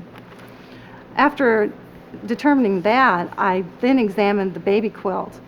When I pulled the baby quilt out, I immediately recognized that this was homemade. Santamaria called Detective Bedford. These two items, the bedspread and the blanket, were absolutely unique, one-of-a-kind items. They were a direct link from the suspect's home back to the victim. This evidence completed the case against James Ray Ward. At Ward's trial, Nikia's mother-in-law testified that she had stitched the sheet onto the bedspread to cover the rough cloth and had sewn the baby quilt for her granddaughter.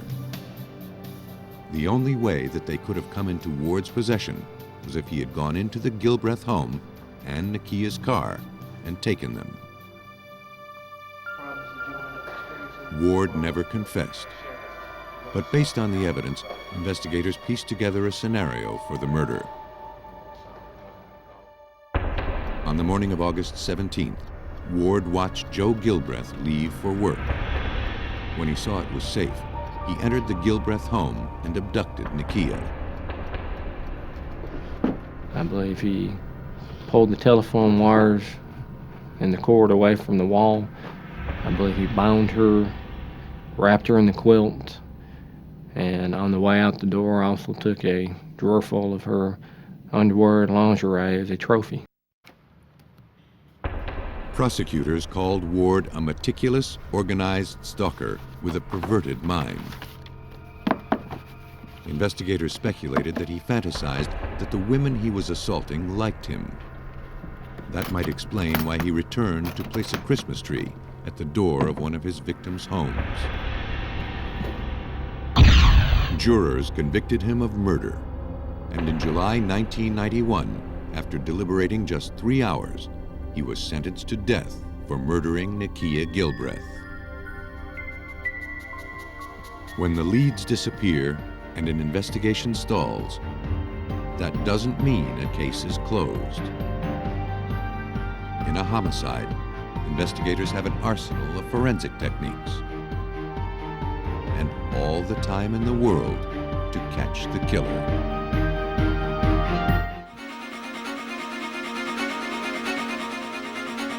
A hat, a glove, a trail of blood. Investigators believed they led to a killer. The prosecution thought it had an airtight case. Hard evidence, bolstered by rigid science. The defense argued the evidence was tainted and the science was shoddy. The jury expressed reasonable doubt about the guilt of Orenthal James Simpson and serious doubts about forensics.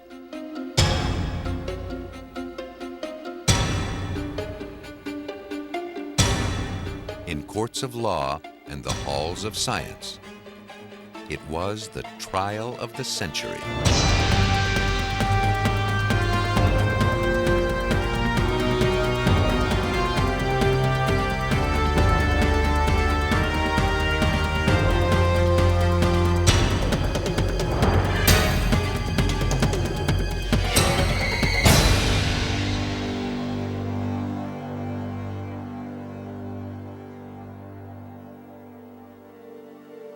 Los Angeles, California. A town famous for sunshine, celebrities, and scandal. But even by LA standards, the events of June 1994 were electrifying. In an affluent suburb, 2 people were found brutally murdered. The prime suspect was a football star turned film actor.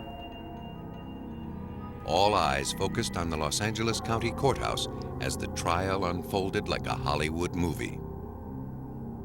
For 10 months, the state of California versus Orenthal James Simpson played out in the courtroom and on televisions around the world. On October 3rd, 1995, the world held its breath as the jury rendered its decision. It took just under 3 hours to reach its verdict. We, the jury, in the above entitled action, find the defendant, Orenthal James Simpson, not guilty of the crime of murder in violation of Penal Code Section 187A, a felony upon Nicole Brown Simpson, a human being as charged. The verdict was a shock to the Los Angeles County District Attorneys who tried the case and to the families of the victims. But for the defense, it was confirmation that the quality of the evidence must be weighed before depriving a person of his freedom. From the start, Simpson was also being tried in the court of public opinion. Though many applauded the verdict, others were stunned. Homicide Detective Tom Lang of the Los Angeles Police Department was one of the men in charge of overseeing the evidence collection at the crime scene. There are people on death row. Death row. There are people that have indeed been put to death on much, much less evidence, on 1/10 of that evidence. Defense attorney Barry Scheck was a member of Simpson's dream team and one of the most vocal critics of how the evidence against O.J. Simpson was collected and processed. The way that crime scene was handled by the criminalists from the Los Angeles Police Department, by the people in the crime lab when they did the initial DNA testing, and by the medical examiner's office was shameful. Soon after the trial began, it became clear that more than Simpson was on trial. Forensic science would also have its day in court. Could the evidence and the methods under which it was collected withstand the defense team's harsh scrutiny? There were no eyewitnesses to the murders of Nicole Brown Simpson and her friend Ronald Goldman. But from the very beginning, the prosecution thought strong circumstantial evidence pointed to the killer.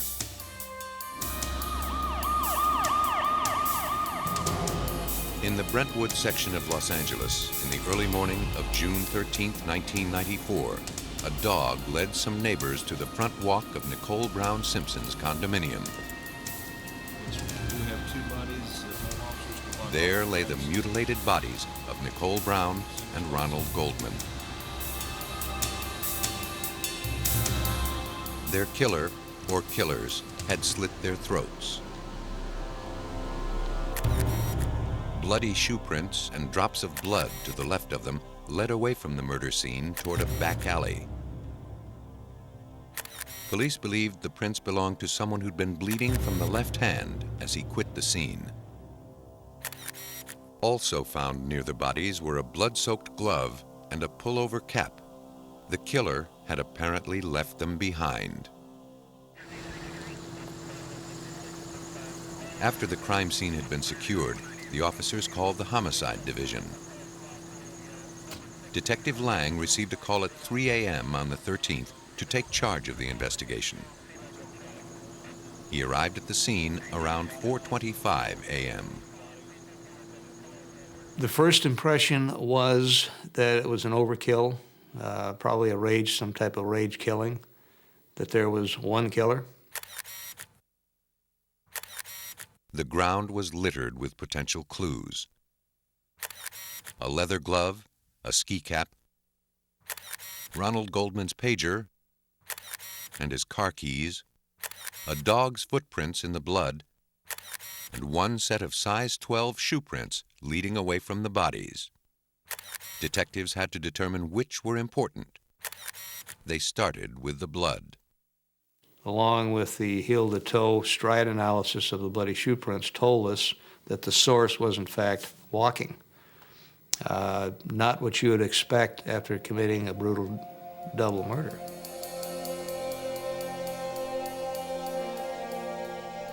There's an interruption in his gait, and he stops, and there's 2 or 3 prints that point back towards where he was, indicating the possibility that the killer stopped and looked back.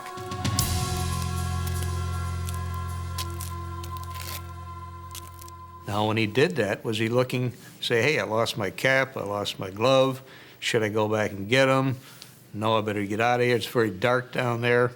So that may have been that hesitation in that stride that we saw in those bloody shoe prints.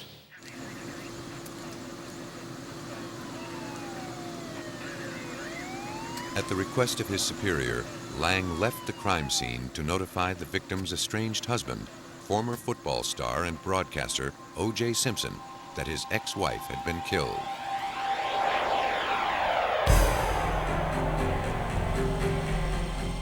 He traveled the short distance to Simpson's home on North Rockingham Drive with his partner, Phil Van Natter, and other detectives assigned to the case. One of them named Mark Furman.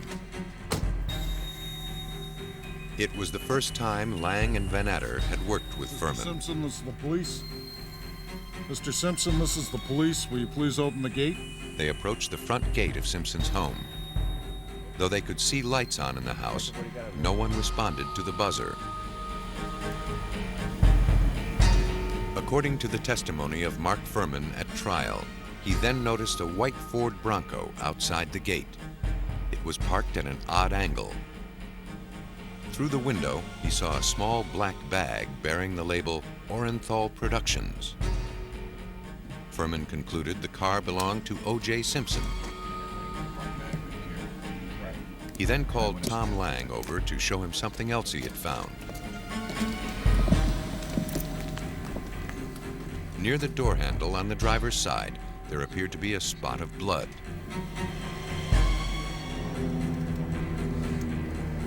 Lang testified that the detectives feared Simpson was injured and decided to enter Simpson's property to investigate, even though they didn't have a warrant.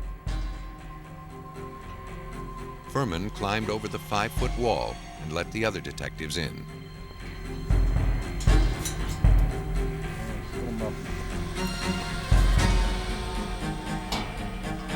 Lang and Van Natter checked the front door, while Furman investigated behind the house.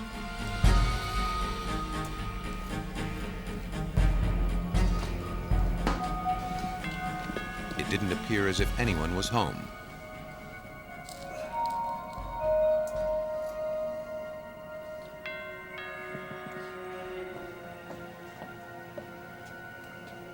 Detectives roused Cato Kalin from a bungalow at the rear of the house.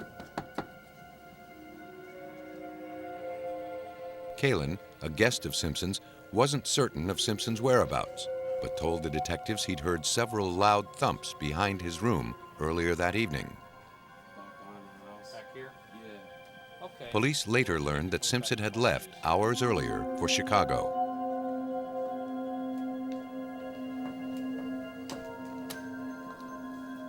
While the other detectives continued their search, Furman, alone, went to investigate the cause of the strange noises Kalin reported. He found a bloody glove in plain view. It appeared to match the blood-soaked glove found at the murder scene. Furman brought Van Natter to show him his discovery. Simpson's Rockingham estate was declared the second crime scene of the night. O.J. Simpson was now a prime suspect. Went with something. He was not a suspect initially when we went on the property. But once the glove had been found, he most definitely became a suspect. According to the testimony of Philip Van Natter, as dawn broke over Los Angeles, he was able to see drops of blood in Simpson's driveway. They led from the Bronco to Simpson's house. Later, Van Natter found drops of blood in the entrance hall. As he looked into the Bronco, he saw still more traces of blood on the console and seat. Van Natter ordered the car seized and, by 10:45, obtained a warrant to search the house for additional evidence. Meanwhile, Simpson returned from Chicago. Police had notified him by phone of his ex-wife's murder. He agreed to be interviewed by Detectives Lang and Van Natter without the presence of his lawyer. The detectives noticed a deep cut on a finger of his left hand. Van Natter asked Simpson repeatedly about the injury. His responses seemed inconsistent and contradictory. First, he said he cut his finger in Chicago on a broken glass. Then he changed his story and said he may have cut it in L.A. and reopened it in Chicago.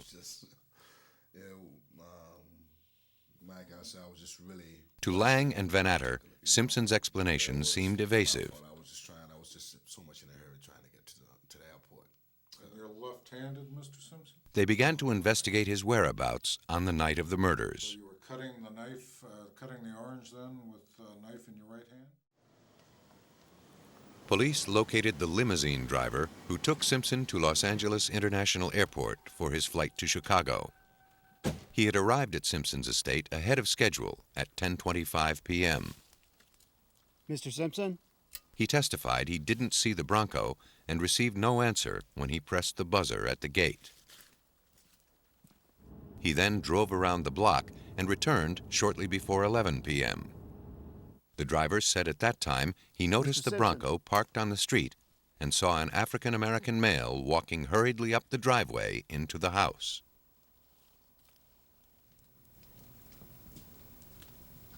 Then he saw a light go on.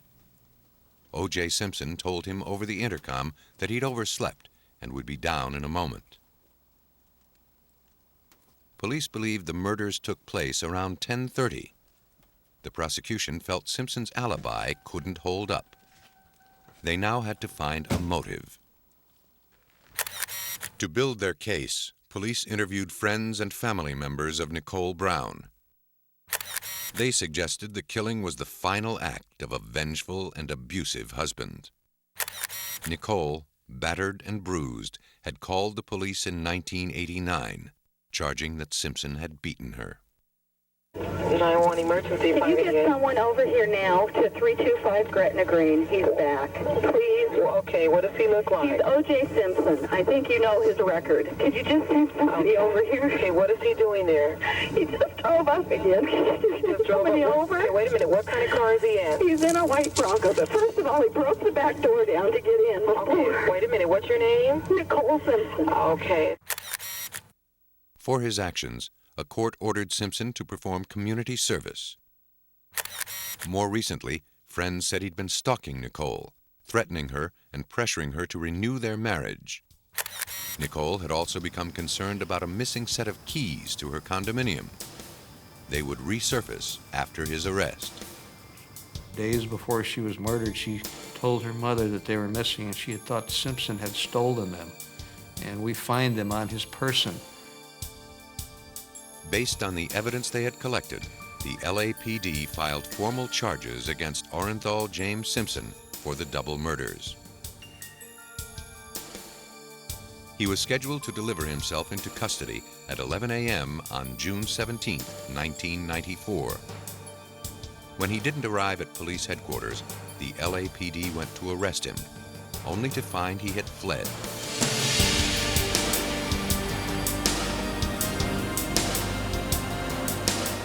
As they began an extensive search, a television news helicopter began broadcasting images of Simpson and his friend A.C. Cowlings driving along the freeways of Los Angeles in a white Ford Bronco.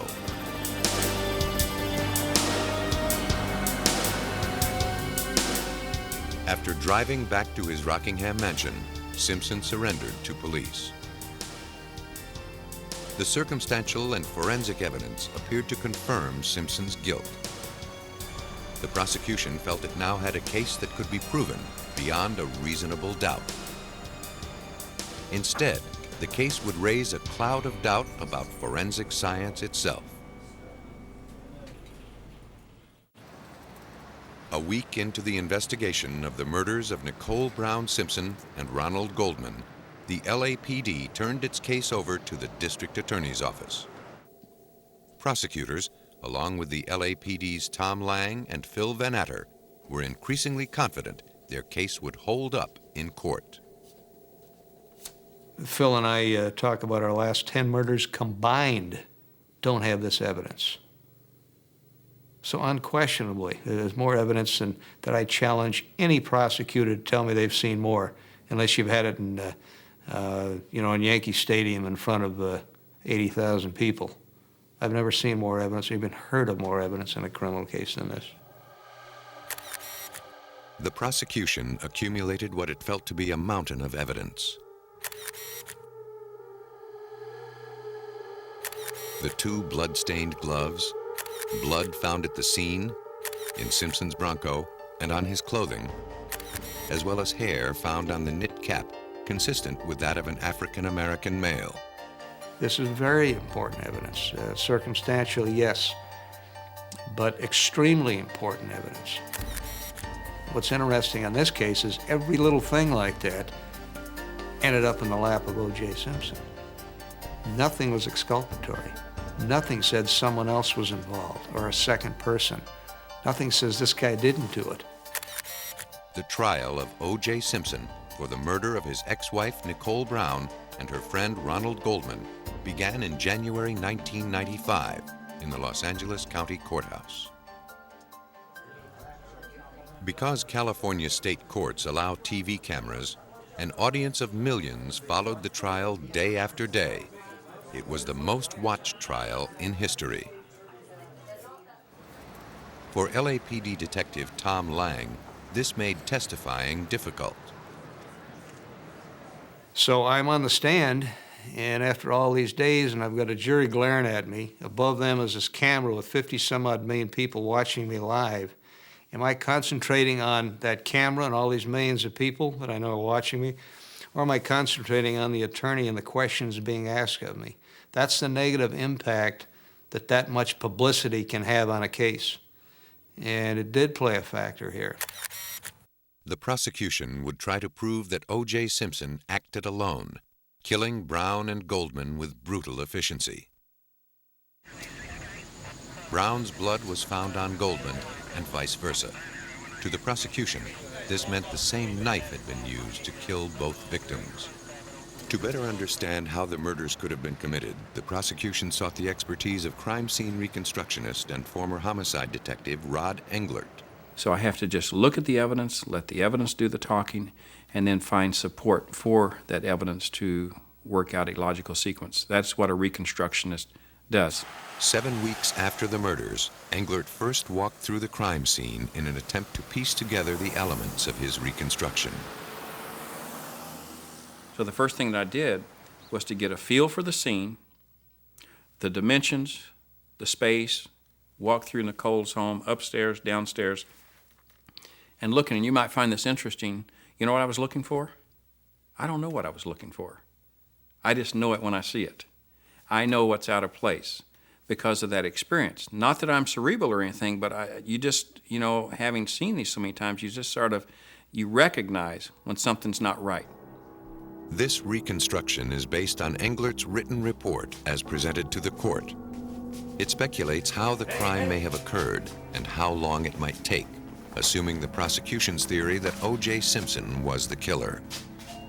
The defense contended that the murders would have involved a prolonged struggle of as much as 15 minutes.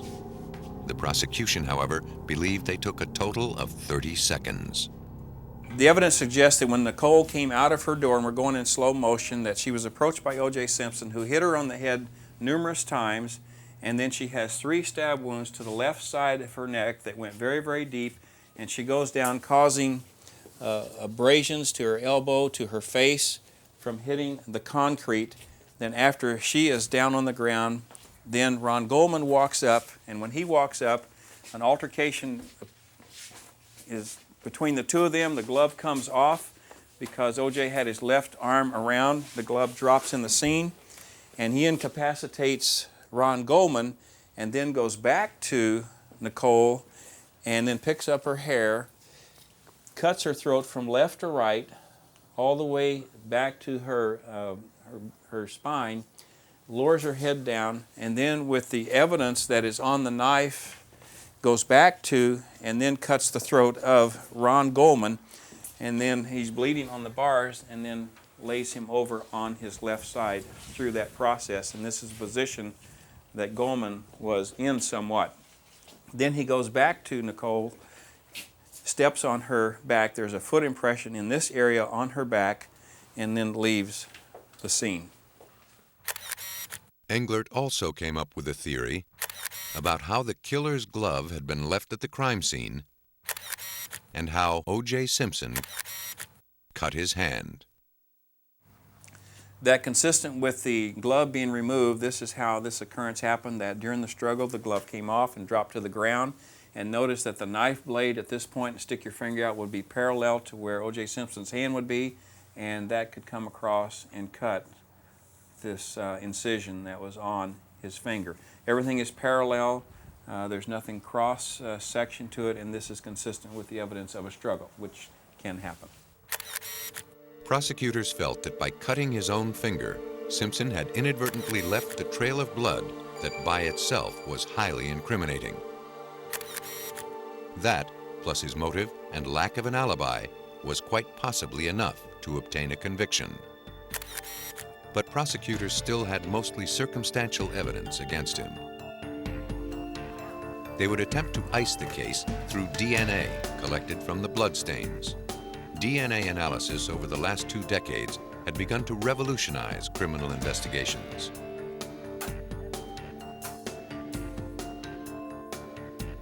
Until recently, blood evidence had limited use in helping identify criminals. By examining what are called the antigens in blood, scientists could determine its type, A, O, B, or AB, but could not trace a blood sample to any one individual. Beginning in the 1980s, science promised to make blood evidence much more significant by examining its DNA. Found in every cell of our bodies, DNA contains the coded instructions of our being.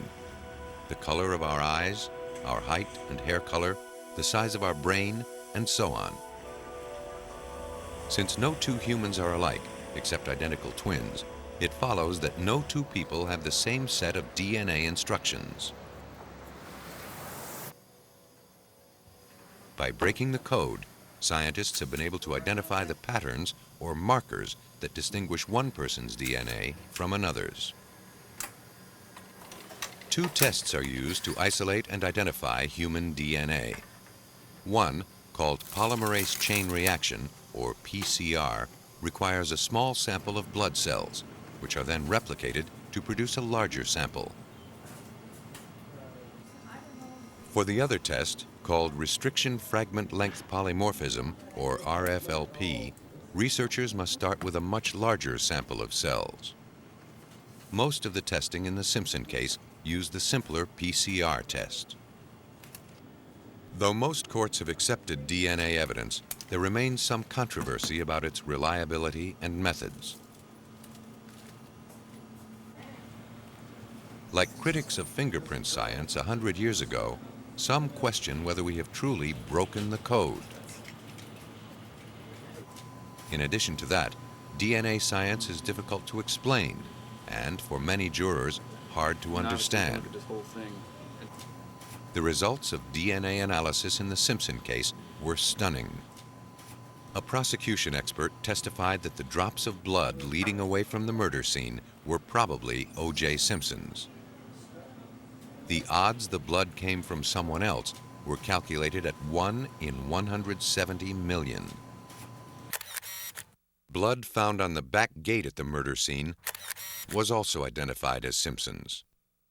Here, the odds of it being someone else's were 1 in several billion, greater than the population of the planet. This essentially proved the blood was Simpson's. Simpson's blood was also identified on the Bronco's door panel, dashboard, and near the headlight switch. Simpson told police he'd last driven the Bronco before dark on the day of the murders. Crime scene reconstructionist Rod Englert. When do you turn on your headlights? Daytime? Not really. So there was a transfer on that dash which was blood consistent with O.J. Simpson's DNA. But even more remarkable was the console between the passenger seat and the driver's seat.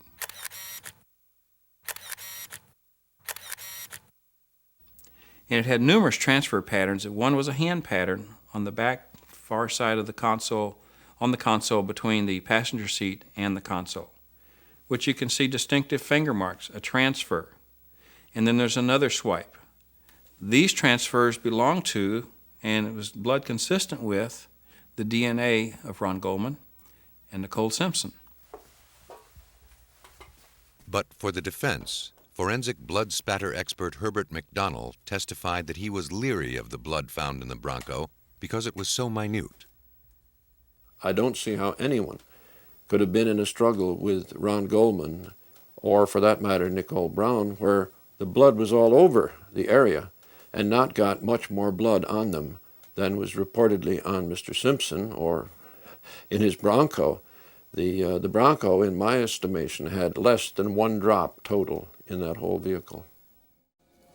Regardless of the blood in the Bronco, prosecution DNA tests had identified the ample blood from both murder victims on the glove found behind Cato Kalin's bungalow.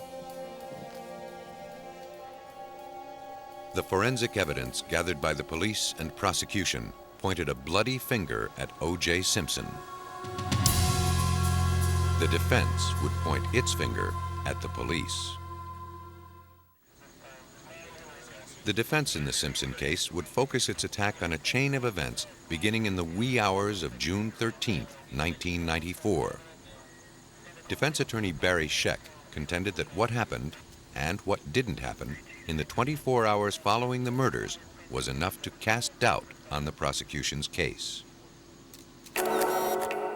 There was a lack of coordinated effort between the criminalists, the detectives, and the medical examiners.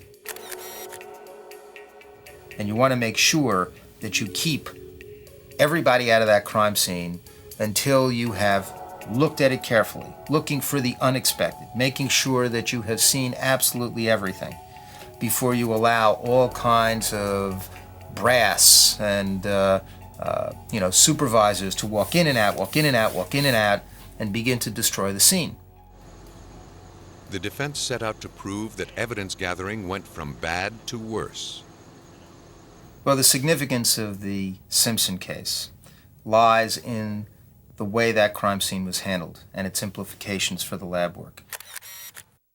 And we're talking here about the way that the criminalists on the scene collected the evidence, the way it was initially processed in the laboratories, and the way the medical examiner's office dealt with that. At the scene of the murders on South Bundy Drive, camera crews arrived at 7:30 a.m. Rod Englert believes the cameras were a distraction that seriously affected the way the crime scene was handled. It's just really difficult to do your job when just a few feet away you've got 15, 20 cameras over your shoulder that's going to be second guessing you. Well, what are you thinking about? Are you thinking about the evidence while you're down on your hands and knees? Or are you thinking about these people shooting up the back of your dress? You see what I'm saying? Detective Lang, in charge of the investigation, couldn't stop the crews from filming. But he wanted to shield vital crime scene information so it wouldn't become public knowledge. Lang covered Brown's body with a blanket he found in her house. This would draw criticism at trial. The bodies, of course, themselves are evidence. Blood patterns on the body are evidence. If you have a camera crew show up and videotape that, you've compromised it, and you can't necessarily use that if you had a potential suspect or a witness that you'd interview down the line. The media today has lens that could highlight a human hair at 200 feet.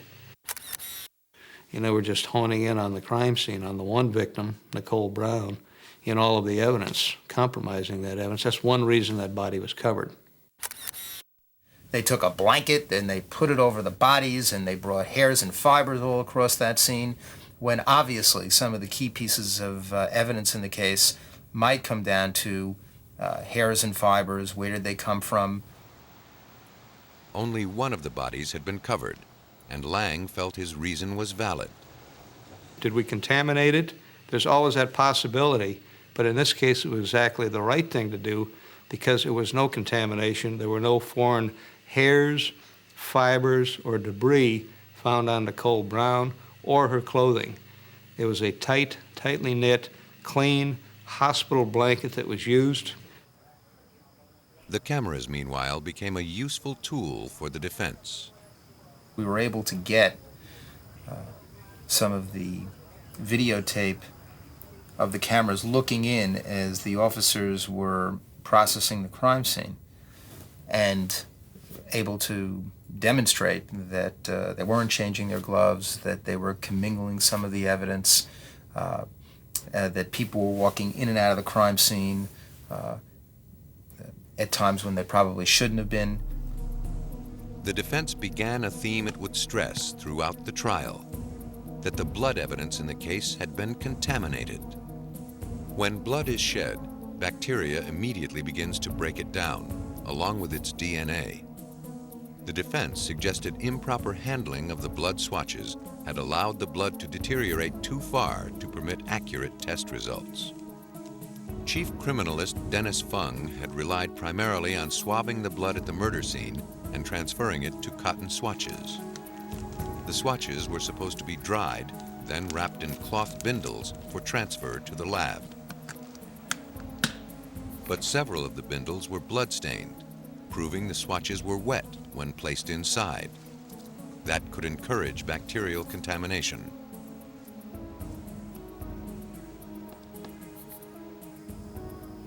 Fung also left the blood evidence in his enclosed van for hours without air conditioning in the hot California sun.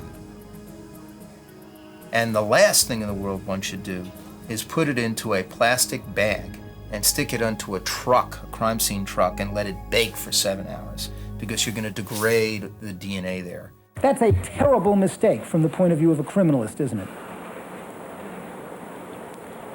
Yes. The theme of contamination was one of the most hotly contested issues at the trial. Murders do not occur in a sterile lab setting. There was contamination, there always has been. But they would lead you to believe that this somehow affected the outcome of this blood evidence, and the reality of it is it did not.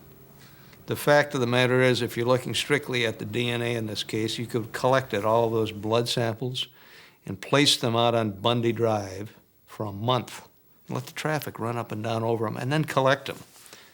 Is that going to contaminate them? Well, sure it's going to contaminate them.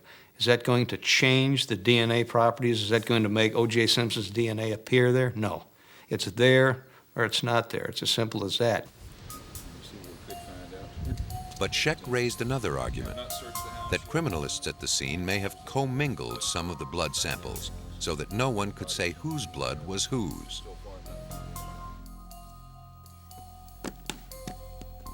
Dennis Fung had first collected drops of Simpson's blood at O.J.'s home, then arrived at the murder scene to collect blood samples there. A grueling cross-examination by Barry Scheck raised serious doubts that Fung had changed his gloves, or even worn gloves, while collecting evidence at the murder scene.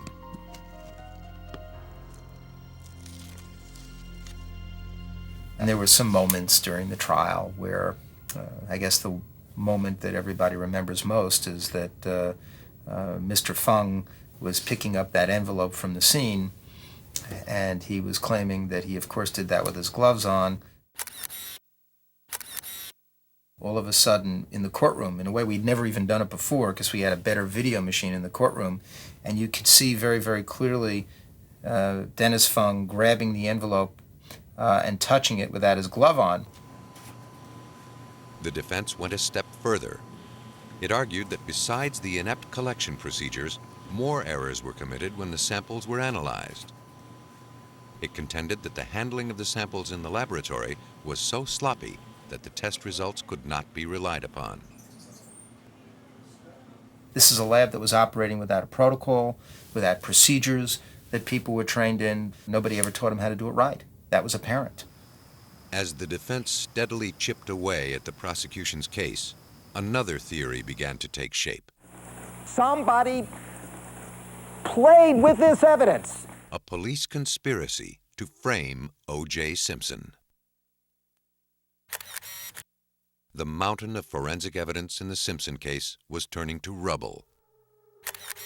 The defense now raised its own theory. Some of the evidence had been planted. The proof began at the gate of Nicole Brown's condominium. According to testimony, the police returned to the murder scene 3 weeks after the murders and found Simpson's blood on the back gate near the bloody shoe prints of the killer. Because it was missed during the initial investigation, the defense suggested it may not have been there at the time of the murder.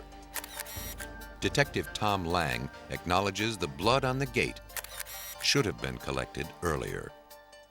Generally at a crime scene, the detective will do a final walkthrough with the criminalists, photography people, latent print people, other detectives who have done canvassing and other things, and they'll walk through, did we do this, did we do that? If that had occurred here, we wouldn't have had the problem with the blood on the rear gate. During his initial questioning, Simpson consented to giving police a blood sample. The defense suggested someone had planted some of it on the gate. Though presumably exposed to the elements 3 weeks longer, the DNA from the blood on the gate hadn't decomposed as much as the DNA from the blood collected hours after the crime. About the same time Simpson's blood was found on Nicole Brown's gate, Brown's blood was discovered on a pair of socks recovered from Simpson's house the night of the murders.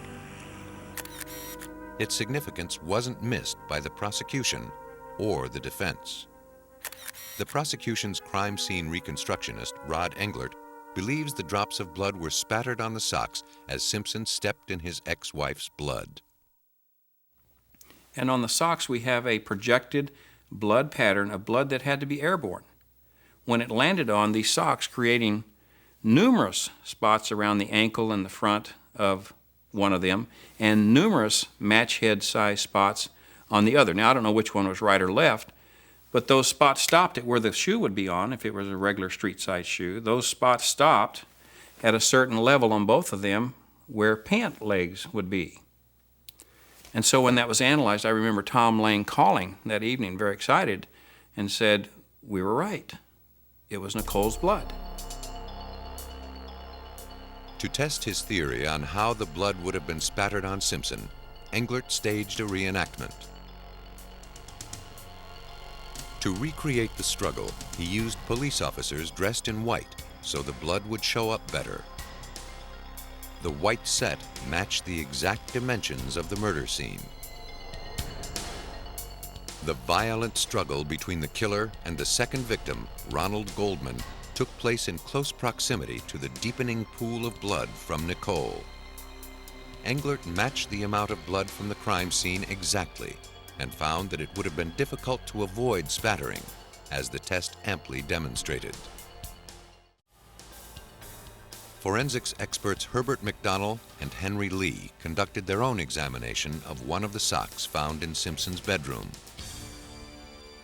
The ankle stain was very large. It was not spatter. Both men claimed the blood had not been spattered at all. It was not projected there. It was not dripped there. It was not cast off and landed there by flying through the air. It was transferred from contact by something that had blood on it. Because the blood on the socks was not found between the fibers, McDonnell concluded it had been wiped across the sock. The margin around the center of that stain shows blood on the surface of the fibers only. It does not show blood permeating between the fibers. Therefore, we know it's transferred. McDonnell also found evidence that Simpson's foot was not in the sock when the blood transfer took place. McDonnell uses a shirt sleeve to demonstrate how he thinks the blood was applied to the sock. He places a single drop of blood on top of the cloth, which he calls surface 1. He rubs the blood in, and it soaks onto the back, or surface 2. The blood is then transferred to surface 3, but does not soak through to surface 4. McDonnell and Lee found that blood had seeped through from sides 1 and 2 of Simpson's sock onto side 3, which would have been impossible if Simpson's foot had been inside the sock between surface 2 and surface 3. To the defense, this was compelling evidence the blood could have been planted on the sock, either at the crime scene or while the socks were in police custody. The conspiracy theory was supported by defense experts who found the presence of a substance called EDTA in both the blood on the sock and the blood from the gate at the crime scene. EDTA is a preservative added to blood in a test tube to prevent it from clotting. It's also present naturally in small quantities in the human bloodstream. But witnesses testified that the amount of EDTA in the 2 bloodstains was much higher than normal, suggesting the blood on the gate and the socks came from the lab. Down but not defeated, the prosecution brought out its most dramatic evidence. We can find the mate to it. The trial of O.J. Simpson reached a turning point with the pair of gloves. Commingled on them was the blood of both murder victims. According to testimony at trial, one glove was found at the scene of the murders, the other on Simpson's property on Rockingham Drive. But a now infamous courtroom demonstration seriously undermined the evidence. The prosecution team decided to have Simpson try on the gloves in front of the jury. The result was a disaster. The gloves apparently did not fit. The prosecution was forced to scramble for an explanation. A former executive of the company that manufactured the gloves testified that when soaked in blood and allowed to dry, the gloves might shrink 10 to 15%. To see if that was possible, McDonnell tested this theory with an identical pair of gloves. So I took the gloves that were sent to me and I poured my own blood over these gloves in a controlled condition so I knew exactly how much blood remained on the gloves. They were really wet. The blood was worked into them and then they were allowed to dry.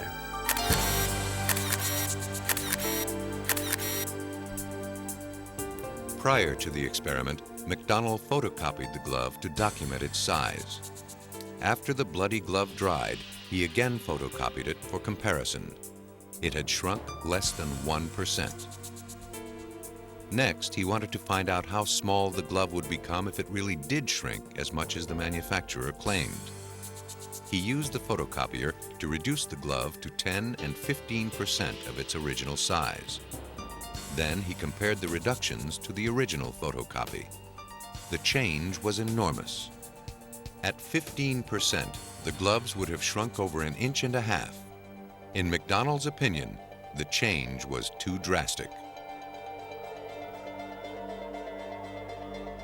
Since it seemed unlikely that the gloves belonged to Simpson, the defense had an opening to expand its theory of a police conspiracy. It had already suggested that someone had planted blood on the back gate at the murder scene and on the socks from Simpson's bedroom. Now it put forward the theory that the glove found on Simpson's property had also been deliberately planted. Mark Furman had been alone when he found the glove at Simpson's house. He'd also been among the first detectives to arrive at Brown's condominium, where the first glove had been found. The defense suggested that Furman had picked up the second glove at the scene of the murders, taken it with him to Simpson's estate, and planted it on the pathway behind Cato Kalin's bungalow. For LAPD Detective Lang, it would have been impossible for Furman to have found the second glove at the scene of the murders because he was the 13th detective to sign the log. Because 12 people there before Furman only saw one glove. And it's very logical the way Furman found the glove. He was doing what anybody should have done, following up on an interview with Cato Kalin. Taking its theory a step further, the defense suggested that before he planted the glove, Furman may have used it to smear the blood of the victims inside Simpson's Bronco. It was a claim that made the LAPD's blood boil. Mark Furman did not plant any blood. Absolutely. He did not do it. He would have no knowledge how to do that. And there's no evidence of that whatsoever. None. There was no sprinkling of blood in that Bronco whatsoever. There weren't any drops. That was all transfers. And the significance of it was that it was transferred in the patterns consistent with one who had blood on his hands or possible clothing to get in and open the door, open the interior door, turn on the lights, touch over here with a hand transfer. And if implements or something was placed on the seat to be able to do that, someone would have to be so knowledgeable and so cerebral about predicting what was going to happen that I don't have that capability. I don't know anybody that does to be able to make it consistent. And then to do it on the socks at the house, impossible. The defense had no real evidence that the glove was planted, and at first it could provide no motive for Furman to plant it. But that soon changed. You say on your oath that you have not addressed any black person as a nigger or spoken about black people as niggers in the past 10 years, Detective Furman. That's what I'm saying, sir. So that anyone who comes to this court and quotes you as using that word in dealing with African Americans would be a liar, would they not, Detective Furman? Yes, they would. All of them, correct? All of them. In one of the trial's most dramatic moments, the defense introduced evidence that Furman had expressed hatred toward blacks. The defense had found its final weapon for casting doubt on the prosecution's case. It played the race card. Tom Lang feels the issue of race was irrelevant. Furman's racism or whatever else Furman is has nothing to do with the two people getting murdered. It's unfortunate he was in the middle of it for the first couple hours, but you have to deal with that. And if you think he's planted evidence or anything else, we need to see evidence of that. Case number BA097211. The prosecution had been so certain of its forensic evidence, it had withheld other evidence pointing to Simpson's guilt for fear of exhausting the jury's patience. A felony upon Nicole Brown Simpson. But the defense had effectively nullified each piece it presented, claiming it had been contaminated by sloppy handling and a disregard for the procedures established to protect it. On October 3rd, 1995, Orenthal James Simpson was found not guilty of the murders of Nicole Brown Simpson and Ronald Goldman. Tom Lang is convinced the jury disregarded the compelling evidence the prosecution had put forward. Prosecution proved their case beyond a reasonable doubt. I've never seen so much evidence. Even there was a tremendous amount of evidence they didn't put on, but there was a tremendous amount they did. I've never seen that much put on in a case. When a jury comes back in 2.5 hours, it's pretty evident they didn't do what they were instructed to do, regardless of the outcome, regardless if it's guilty or not guilty. They did not do what they were told to do, and the court did not follow up on that. Defense attorney Barry Scheck feels the jury's verdict was based squarely on reasonable doubt. He believes the way the LAPD handled the evidence was totally inadequate. People in the forensic community recognized that this was wrong, that these procedures were unacceptable. The more sophisticated the technology, the more powerful the forensic evidence, the greater the importance that these people develop and are able to maintain a high sense of independence and professionalism. That kind of laboratory is the kind of laboratory and the kind of crime scene people that are our best protection for convicting the truly guilty and exonerating the truly innocent. After Simpson's acquittal, lawyers representing the victims' families in a civil suit would learn from the mistakes of the criminal trial. They would bring in circumstantial evidence not presented earlier, such as the fact that Simpson owned a pair of the expensive Bruno Magli shoes like those that left their imprint at the scene of the crime. The prosecution only had to convince a majority of the jurors beyond a 50% certainty that Simpson was guilty. The prosecution was successful, and O.J. Simpson was found liable for the deaths of Ronald Goldman and Nicole Brown. He was required to pay $33.5 million to the victims' families. During the criminal trial, the prosecution had what it believed to be irrefutable evidence. It was wrong. Careless handling and collection techniques robbed the evidence of its power. It served only to raise doubt. The aftermath of the Simpson trial resonated throughout the halls of science. Forensics itself was put on the stand, and it became clear that the most reliable witness can also be the most easily compromised.